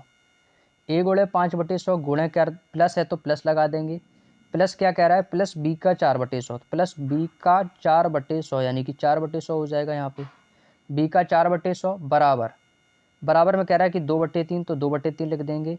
और ब्रैकेट में है कितना? ए का 6/100 यानी 6% है, तो ए का 6/100 प्लस कर देंगे। फिर कह रहा है कि बी का 8/100 यानी कि 8% है, तो 8/100। ये दोस्तों समीकरण बना। अब इसको आपको करना है सॉल्व। ठीक है, इसको कर लेंगे सॉल्व हम लोग। ठीक है, इसको काटेंगे, जो कटेगा उसको काट देंगे, जो कटेगा उसको हम काट देंगे। तो ये कटेगा भैया, 5 से काटेंगे तो 5 दूनी 10। यहाँ से देखो 2/3 है आपका। यहाँ से हम क्या करेंगे भाई? इसको ले लेंगे 3 कॉमन। तब 3 कॉमन लेंगे तो अंदर क्या बचेगा? ये हो जाएगा हमारा 5a। ये हो जाएगा हमारा 5a प्लस कितना हो जाएगा? 4b। 4b हो जाएगा, 4b बराबर है तो बराबर लेके 2 यहाँ पे आ जाएगा हमारा। तो ये अंदर कितना हो जाएगा? अंदर हो जाएगा हमारा 6a प्लस कितना हो जाएगा? 8b। 6a प्लस 8b ये हो जाएगा हमारा। सॉल्व कर लेंगे तो ये कितना हो जाएगा? तो ये हो जाएगा हमारा 3×5 15a प्लस 3 चौको 12b बराबर 6 दूनी 12a प्लस का 8 दूनी 16b। 8 दूनी 16b। तो 15 में से 12 गया तो ये बचेगा 3a बराबर, हमें रेशियो बताना है। 12 में से 16 जाएगा तो कितना बचेगा? 4b। तो बस पहली चौथी दूसरी तीसरी रहता है, तो ए का मान 4 और बी का मान 3। तो रेशियो क्या बनेगा? ए अनुपात बी। ए का मान 4, बी का मान 3। देखो 4:3 ऑप्शन नंबर बी के पास है। बिल्कुल सही जवाब है, 4:3 एकदम करेक्ट आंसर हो जाएगा। नेक्स्ट क्वेश्चन है, क्वेश्चन नंबर 88 है। थ्योरी काफ़ी थोड़ी सी लंबी है, क्वेश्चन थोड़ा सा कैलकुलेटिव है। एक किराने की दुकान पर 2 अलग अलग विक्रेताओं में से पैक किए गए रस की 600 बोतलें खरीदी गईं। 20% माल विक्रेता, पहले विक्रेता को 80% माल और दूसरे विक्रेता को एक बोतल के क्रय मूल्य से 25 रुपये विक्रेता के माल की समीक्षा करने के बाद दुकानदार को पता चलता है कि 25% माल सिर्फ एक दिन की अवधि तक ही उपयोग किया जा सकता है। वह माल वापस लौटने का जो फैसला करता है तो विक्रेता दूसरा से उसे कितना धन, मतलब जो दूसरा विक्रेता है उससे कितना धन वापस मिलेगा। ठीक है, तो सबसे पहले निकालो कुल वेतन। तो कुल बोतल कितनी थी? तो कुल बोतल तो हमारी 600 है। उसने जो कुल बोतल खरीदी हैं, यदि मैं आपसे बोलूँ कि कुल बोतल कितनी है, तो कुल बोतल आप कितनी बताओगे? सर कुल बोतल है हमारी 600। कुल बोतल कितनी है हमारी? 600 बोतल है। अब इस 600 बोतल में से जो पहला विक्रेता है वो कह रहा है कि 20% माल जो है ना वो पहले विक्रेता को देता है। तो जो पहला विक्रेता है इसको 20%, तो 600 का 20% कितना हो जाएगा? 600 का 20%, 600 गुणा 20/100 20 एकम 20, 20 पंचे 100, 12 पंचे 60, यानी कि कितना आ जाएगा, ये आपका कितना आ जाएगा, 20 एकम 20, 600 का 20% निकालना है ना, तो 600 का 20% कितना हो जाएगा, 120 हो जाएगा। इसको काट देंगे, कितनी बार जाएगा, 12 पंचे 60, यानी कि 120, 120 आ गया। और जो दूसरा विक्रेता है, अब दूसरे विक्रेता को कह रहा है कि 80% माल किस पर, इसी 600 पर, तो 600 का 80% निकाल देंगे। तो 600 का 80% कितना हो जाएगा, 480 हो जाएगा भाई। कितना हो जाएगा, तो ये हो जाएगा हमारा 480। कितना हो जाएगा दोस्तों, 480 हो जाएगा। तो भैया पहले को मिला 120, दूसरे को मिला 480, दूसरे को कितना मिला, 480। अब आगे कह रहा है कि एक बोतल का क्रय मूल्य ना 25 रुपये है। जो एक बोतल का मूल्य कितना है, अभी 25 रुपये है, ठीक है। एक बोतल बराबर कितना है, 25 रुपये है। अब आगे कह रहा है कि विक्रेता के माल की समीक्षा करने के बाद दुकानदार को पता चलता है कि 25% माल सिर्फ एक दिन की अवधि तक ही उपयोग किया गया है, एक दिन की अवधि तक। अब देखो इसको मैं नेक्स्ट पेज में बताता हूँ। यहाँ पर जो हमारा आया था वो कितना आया था, दूसरे वाले का 480, 480 आया था। अब कह रहा है कि इसको पता चला कि इसका 25% ही उपयोग किया गया है। तो 480 का 25% यदि उपयोग किया गया है तो शेष कितना बचा होगा, तो शेष बचा होगा इसका 75%। शेष कितना बचा होगा भाई, 75%। जब इसका 25% तो इसका शेष का 75%। तो इस 480 का पहले तो 25% निकालेंगे। तो 480 का जो उपयोग किया गया है, तो 480 का 25% जो उपयोग किया गया भाई, ये 75% तो उपयोग ही नहीं किया गया। अब क्या बोल रहा है कि 25% तो एक दिन की अवधि के लिए उपयोग किया, लेकिन 75% तो उपयोग किया नहीं गया। जो उपयोग किया गया उसको निकालेंगे। तो 480 का 25% यहाँ से हम निकालेंगे। तो 480 का निकालेंगे 25/100, 25 एकम 25, 25 चौको 100 और 12 चौको 48, यानी कितना आ जाएगा हमारा, ये आ गया दोस्तों हमारा 120। कितना आ गया, 120, 120 आ गया। और एक बोतल बराबर कितना, एक बोतल का मूल्य बराबर कितना है भैया, 25 रुपये। जब एक बोतल का मूल्य 25 रुपये है तो 120 बोतल का कितना होगा, तो बस इसमें गुणा कर देंगे। तो ये हो जाएगा 120 गुणा 25, 12 पंचीस 25, ये कितना हो जाएगा, 25 दूनी 0, 25 दूनी 50, कैरी करेगा 5, 25 एकम 25 और 25 और 5 कितना हो जाएगा, 30, यानी ये हो जाएगा दोस्तों हमारा 3000। तो इस क्वेश्चन का जो राइट आंसर आएगा वो कितना आएगा भाई, 3000 आएगा। Option number C is the right answer. तो जो विक्रेता दूसरा है उसे कितना धन वापस मिलेगा, 3000 रुपये का धन जो है उसे वापस दिया जाएगा। क्लियर। नेक्स्ट क्वेश्चन है क्वेश्चन नंबर 89। कह रहा है कि एक चुनाव में एक उम्मीदवार ने 75% वैध मतों से विजय हुआ। भाई कुल मत कितने डाले गए होंगे भाई, 100% डाले गए होंगे। कुल मत 100% डाले गए हैं 75% वैध मतों से, तो वो जीता है। कुल 5,60,000 मतों में से वो 15% मत अवैध हो गए। भाई 100% डाले गए भाई, उनमें से क्या हो गया कि 15% वोट जो है ना वो अवैध हो गए। तो जिंदा वोट कितने बचे हमारे, 85%। अब इस 85% में से जो है ना 75% वैध मतों से तो वो विजयी हो गया। 75% में से वो क्या हो गया, वो विजयी हो गया। तो जब ये विजयी हो गया होगा तो 85 का 75% निकालना है हमें। 85 का 75%, तो 25 तिया 75, 25 चौको 100, 4 दूनी 8, 25 तिया 75, 25 चौके 100, ठीक है।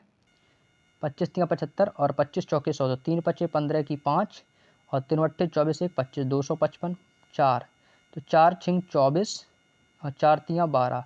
तो ये आएगा हमारा दोस्तों कितना, 63.75। यानी कि 85 का जब मैं 75% निकालूंगा तो कितना आएगा, 63.75। ये आ गया दोस्तों 63.75। कब आया, जब मैंने इस 85 का 75% निकाला, ठीक है। तो 85 का 75%, ठीक है, इसका 75% आपको निकाल देना है 85 का, तो ये आएगा 63.75। अब 75 में से 85 में से 63.75, तो ये तो इसको मिल गए वैध मतों से, ये विजयी हो गया। लेकिन बाकी का जो शेष मिला होगा उसे कितना मिला होगा, ये इससे माइनस कर देंगे। तो इसको मिला होगा दोस्तों 81.25। कितना मिला होगा, इससे माइनस कर देंगे तो कितना मिला होगा, 81.25 मिला होगा। तो कह रहा है कि जीतने वाले को कितना मिला है। तो जीतने वाले को भैया कुल मत कितने थे भाई, 5,60,000 थे। तो हमें बताने दोस्तों कि विनर को कितने वोट मिले हैं, विनर को कितने वोट मिले हैं। तो भैया विनर को कितने मिले हैं भैया, 5,60,000, ठीक है, 5,60,000 हो गई। और यहाँ पर किसको सबसे ज़्यादा मिले, 63.75 वाले को। तो बस इसको निकाल देंगे तो ये हो जाएगा 63.75 और बटे में आ जाएगा आपका 100। पॉइंट हटेगा, 2 जीरो आपके नीचे आ जाएंगे, 1 2 3 4, 1 2 3 4, 4 जीरो से 4 जीरो कैंसिल आउट। 5 की गुणा इसमें कर देंगे, आंसर आ जाएगा दोस्तों हमारा। 5 की गुणा इसमें कर देंगे दोस्तों, आंसर आ जाएगा हमारा। तो ये कितना हो जाएगा भाई, 56 की गुणा करनी है ना, 56 की गुणा 6375 में। तो ये हो जाएगा दोस्तों 56 गुणे 6375। बस इसकी गुणा कर देंगे, जो भी आएगा फाइनल आंसर आ जाएगा। ठीक है, इसकी चलिए गुणा करते हैं हम, यहाँ पर इसकी गुणा कर लेते हैं। तो ये हमारा 6375 और गुणा किसकी करनी है भाई, 56 की। तो 6 पंचे 30, 6 सत्ते 42 और 42 3 हो जाएगा आपका 45। और ये कितना हो जाएगा, 6 पंचे 30 की 0 कैरी करेगा 3, 6 सत्ते 42 3 45 की 5 कैरी करेगा 4, 6 तियाँ 12 4 16 और 6 रंग 36 और एक कितना हो जाएगा 37। 5 से गुणा करेंगे तो 55 25 की 5, 25 की 5 कैरी करेगा 2, 5 सत्ते 35 2 37 की 7 कैरी करेगा 3, 5 तियाँ 15 3 18 की 8 कैरी करेगा 1, 5 31 और 1 31। जोड़ देंगे सबको, 0 5 5 10 की 0 कैरी करेगा 1, 7 6 13 1 14 की 4 कैरी करेगा 1, 8 7 15 1 16 की 6 कैरी करेगा 1, 3 1 4 1 5 और ये 3। तो कितना आएगा भाई, 3 56 400। कितना आ रहा है, 3 56 400 आ रहा है। लगता है कहीं गलती की है क्वेश्चन में। एक बार फिर से चेक करते हैं भाई, क्वेश्चन में देखो 3 56 आ रहा है, या कैलकुलेशन में कोई गलती होगी। एक बार फिर से चेक करता हूँ मैं इसको, यहाँ से मैं इसको इरेज कर देता हूँ, इसको मैं यहाँ से इरेज कर देता हूँ एक बार। ठीक है, तो यहाँ तक हमने क्या किया कि इसको पॉइंट से पॉइंट काट दिया, 0 से 0 आपके बिल्कुल सही है। अब यहाँ पर हमें गुणा किसकी करनी है, गुणा हमको करनी है 56 गुणे 6375 की। लगता है गुणा करने में कोई गलती हो गई होगी, कोई नहीं, एक बार फिर से करेंगे इसकी गुणा। ठीक है, इसकी गुणा करो भाई 6375 और गुणा करेंगे भाई 56 से। ठीक है, 6 पंचे 30 की 0 कैरी करेगा 3, 6 सत्ते 42 और 42 3 45 की 5 कैरी करेगा 4, 6 तियाँ 18 18 4 22 की 2 कैरी करेगा 2, 6 रंग 36 और 36 2 हो जाएगा आपका 38। 5 से करेंगे 55 25 की 5 कैरी करेगा 2, 5 सत्ते 35 2 37 37 की 7 कैरी करेगा 3, 5 तियाँ 15 और 15 3 18 की 8 कैरी करेगा 1, 5 31 और 1 31। अब इसको सॉल्व करेंगे, 0 5 में से 5 10 0 कैरी करेगा 1, 7 2 9 1 10 की 0 कैरी करेगा 1, 8 8 16 1 17 की 7 कैरी करेगा 1, 3 1 4 और 1 5 और ये आ जाएगा 3। तो कितना आ गया भाई, 3,57,000। ये दोस्तों इस क्वेश्चन का फाइनल आंसर निकल के आ गया भाई, 3,57,000। कौन सा ऑप्शन है भाई, ऑप्शन नंबर डी के पास है, बिल्कुल सही जवाब हो जाएगा। ठीक है भाई, उम्मीद करता हूँ बात समझ में आ गई होगी। तो ये क्वेश्चन का बिल्कुल सही जवाब हो जाएगा। ठीक है, चलिएगा अगला क्वेश्चन है, क्वेश्चन नंबर 90। क्वेश्चन नंबर 90 आपके सामने दिया गया है। क्वेश्चन को ध्यान से पढ़ेंगे क्या कह रहा है। क्वेश्चन नंबर 90 कह रहा है कि अरुण की आय बाला की आय से 150% है, आय की 150% है। चंदू की आय अरुण की आय की 120% है। यदि अरुण वाला चंदू की कुल आय का 86,000 हो तो चंदू की आय ज्ञात कीजिए भाई। तो देखो यहाँ पर 3 लोग हैं, एक तो हो गया दोस्तों आपका बाला, यहाँ पर मैं लिख देता हूँ, ये हो जाएगा आपका बाला, और यहाँ पे कौन है आपका अरुण, तो ये हो जाएगा अरुण, अरुण हो गया, और कौन है भाई चंदू, ये हो जाएगा आपका चंदू। ठीक है, अब कह रहा है कि अरुण की आय बाला की आय का 150% है भाई। ठीक है, और चंदू की आय अरुण की आय की 120% है। तो इसको कैसे सॉल्व करना है, तो देखो 150%, यदि बाला की आय 100 रही होगी तो बाला की आय अरुण की आय का 150%, तो अरुण की 100 का 150% 150 हो जाएगा। और कह रहा है कि चंदू की आय अरुण की आय की 120% है, यानी कि जो चंदू की आय है ना वो अरुण की आय, तो अरुण की आय अपने आप में 100 रही होगी और इसका कितना, ये 120 है। ये क्वेश्चन में बोला है, बात समझ में आ गई। अब इसको कैलकुलेट कर लो भाई, जो कटेगा उसको काट देंगे।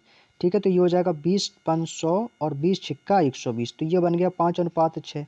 इसको काटेंगे तो ये कटेगा 50 से, 50 तियाँ 150 और 50 दूनी 100, तो ये बन गया 2:3। तो रेशियो कैसे लिखते हैं भाई, जो इसके पास में होता है वो यहाँ पे लिख देते हैं, इसके पास में यहाँ पर, तो यहाँ पे आ जाएगा 3 और यहाँ पे कितना आ जाएगा 5। कैलकुलेट कर देंगे, 5 दूनी 10, 3 पचे 15 और 6 तियाँ कितना हो जाएगा 18। ये आपके सामने बन के आ गया 10:15:18। अब कह रहा है कि अरुण बाला और चंदू की कुल आय 86,000 है। आप बताओ इनकी कुल आय कितनी है, अभी सबको जोड़ दो, सबको जोड़ देंगे, 15 10 25 25 18 43 हो जाएगा। इनकी कुल आय 43 है, आप कह रहे हो 43 है, वो कह रहा नहीं, इनकी जो आय है ना वो कितनी है, 86,000 रुपये। भैया इसको काट देंगे तो कितना आएगा, तो कह रहा है कि चंदू की आय ज्ञात कीजिए, हमें चंदू की बतानी है। तो 43 इसको डिवाइड करेंगे तो 43 दूनी कितना हो जाएगा 86, यानी 1 बराबर कितना आ जाएगा, तो 1 का मान आ गया आपका 2000। जब 1 यूनिट का मान 2000 है तो चंदू की आय कितनी है, तो चंदू की आय तो 18 है, तो हमें किसका बताना है, हमें बताना है चंदू की आय। जब 1 यूनिट का मान 2000 है तो चंदू का यूनिट है 18, तो 1 का मान 2000, तो 18 गुणा 2000 कर देंगे तो कितना हो जाएगा, 18 दूनी 36,000। तो इस क्वेश्चन का जो राइट आंसर आएगा वो कितना आएगा मेरे दोस्त, 36,000 आएगा भाई। ऑप्शन नंबर ए इस क्वेश्चन का बिल्कुल सही जवाब हो जाएगा। उम्मीद करता हूँ बात समझ में आ गई होगी। अगला क्वेश्चन है 91। आज दोस्तों लगभग 1.5 घंटे की क्लास है हमारी, तो 1.5 घंटे की क्लास में इस चैप्टर को हम कंप्लीट करेंगे, ठीक है। चलिएगा, अगला क्वेश्चन कह रहा है कि गेहूं के प्रति किलोग्राम में 20% की कमी। भैया 20% की फ्रैक्शन क्या होती है, तुरंत बोलेगे सर 20/100 यानी इज इक्वल टू 1/5। भैया क्या हो रही है, कमी हो रही है। पहले था कितना इसका मूल्य, यदि मैं इसके मूल्य की बात करूँगा तो पहले इसका मूल्य था 5, अब 1 की क्या होगी भाई, कमी हो गई, तो कितना हो गया होगा 4। तो भाई कह रहा है कि इसी कारण 800 रुपये में 5 किलोग्राम अधिक गेहूँ खरीदने में सक्षम है। तो बताइएगा कि गेहूँ की कुल मात्रा कितनी है। तो भैया इसका मूल्य जो है कितना हो गया, पहले 5 था अब कितना हो गया है 4। पहले इसका, तो इन दोनों को क्या हो जाता है, विपरीत होता है, कमी, अधिक गेहूं खरीदने में सक्षम है, यानी कि 4 से वो कितना खरीदना चाहता है 5। तो यहाँ से कितने का डिफरेंस आया आपको, सर 1 का डिफरेंस आया है। तो ये 1 यूनिट का मान किसके बराबर है, 5 किलोग्राम गेहूँ खरीदने के। तो 1 का मान कितना है दोस्तों 5। तो हमसे पूछ रहा है कि गेहूँ की कुल मात्रा, तो भैया गेहूं की कुल मात्रा है कितनी, तो गेहूं की कुल मात्रा है दोस्तों हमारी 4 यूनिट। जब 1 यूनिट का मान 5 है तो 4 यूनिट का मान कितना हो जाएगा, 4 पंचे 20 किलोग्राम। तो 20 किलोग्राम इस क्वेश्चन का बिल्कुल सही जवाब है। अगला क्वेश्चन इसी बेस पर रहेगा 92 और 93। आज का सेकंड लास्ट क्वेश्चन कह रहा है कि चावल की कीमत में 20% की कमी। तो भाई 20% की फ्रैक्शन निकाल देंगे तुरंत, कमी है तो भैया क्या कर देंगे, कमी कर देंगे। पहले मूल्य कितना था भाई, इसका मूल्य इसका था कितना पहले 5, अब कितना हो गया है 4। अपोजिट कर देना है तो 4 से 5 भैया कितने का अंतर, आपको सर 1 का अंतर आया है। तो 1 यूनिट का मान कितना है भैया, 50 किलोग्राम चावल खरीदने के। तो जब 1 यूनिट का मान 50 के बराबर है तो प्रति किलोग्राम चावल का वास्तविक मूल्य कितना है। तो चावल का तो वास्तविक मूल्य तो पहले 4 था, तो ये गुणा कर देंगे 4 से, तो कितना आ जाएगा 5 चौको 20 यानी कि 200। तो 200 तो ये आया है, लेकिन ये 200 कब आया है, तो कह रहा है कि प्रति किलोग्राम चावल वास्तविक मूल्य 400 रुपये के हिसाब से। तो 200 को इसमें भाग कर देंगे तो इसका वास्तविक मूल्य निकालना है, तो वास्तविक मूल्य था कितना 450, डिवाइड बाई कर देंगे भाई 200 से, 0 से 0 कटेगा और इसको काटेंगे तो 20 दूनी 40, पॉइंट आ जाएगा तो फिर से जाएगा 50 हो जाएगा, 20 दूनी 40 और 2.25, यानी इस क्वेश्चन का आंसर आएगा 2.25 किलोग्राम। ठीक है, सॉरी किलोग्राम नहीं, रुपए, रुपए प्रति किलोग्राम। ठीक है, ये इस क्वेश्चन का बिल्कुल सही जवाब आ जाएगा। नेक्स्ट क्वेश्चन आज का अंतिम और लास्ट क्वेश्चन है, इसके बाद अपनी क्लास को ओवर करते हैं। क्वेश्चन कह रहा है कि नमक की कीमत में 15% की कमी और एक व्यक्ति को 272 रुपये में 2 किलोग्राम अधिक नमक खरीदने में सक्षम बनाती है, तो नमक की घटी हुई कीमत प्रति किलोग्राम कितनी होगी। भाई देखो बचत की बात कह रहा है ना, तो देखो नमक की कीमत में 15% की कमी की गई, लेकिन व्यक्ति को 272 रुपये में 2 किलोग्राम अधिक नमक खरीदने में सक्षम बनाती है। तो भैया 272 रुपये में कितना ज़्यादा खरीद रहा है, 2 किलोग्राम, लेकिन कमी कितने की है, कमी कितने की है। जब बात हम कमी की बात करें तो कमी तो हो रही है 15% की, तो 272 में कमी कर देंगे भाई 15% की। तो 15% के लिए क्या आ जाएगा, बटे में 100 आ जाएगा। इसको कैलकुलेट करेंगे तो 5 तियाँ 15 और 5 दूनी 10, 20 से इसको काट देंगे तो कितना हो जाएगा, इसकी चाहो तो गुणा कर लो भाई सीधे। तो 3 दूनी 6, 3 सत्ते 21 की 1 और 3 दूनी 6 और 1 7, 716 और बटे में आ जाएगा आपका 20। 20 से इसको डिवाइड करेंगे, 20 चौको 80 ज़्यादा हो जाएगा, 20 चौको 80 ज़्यादा हो जाएगा भाई।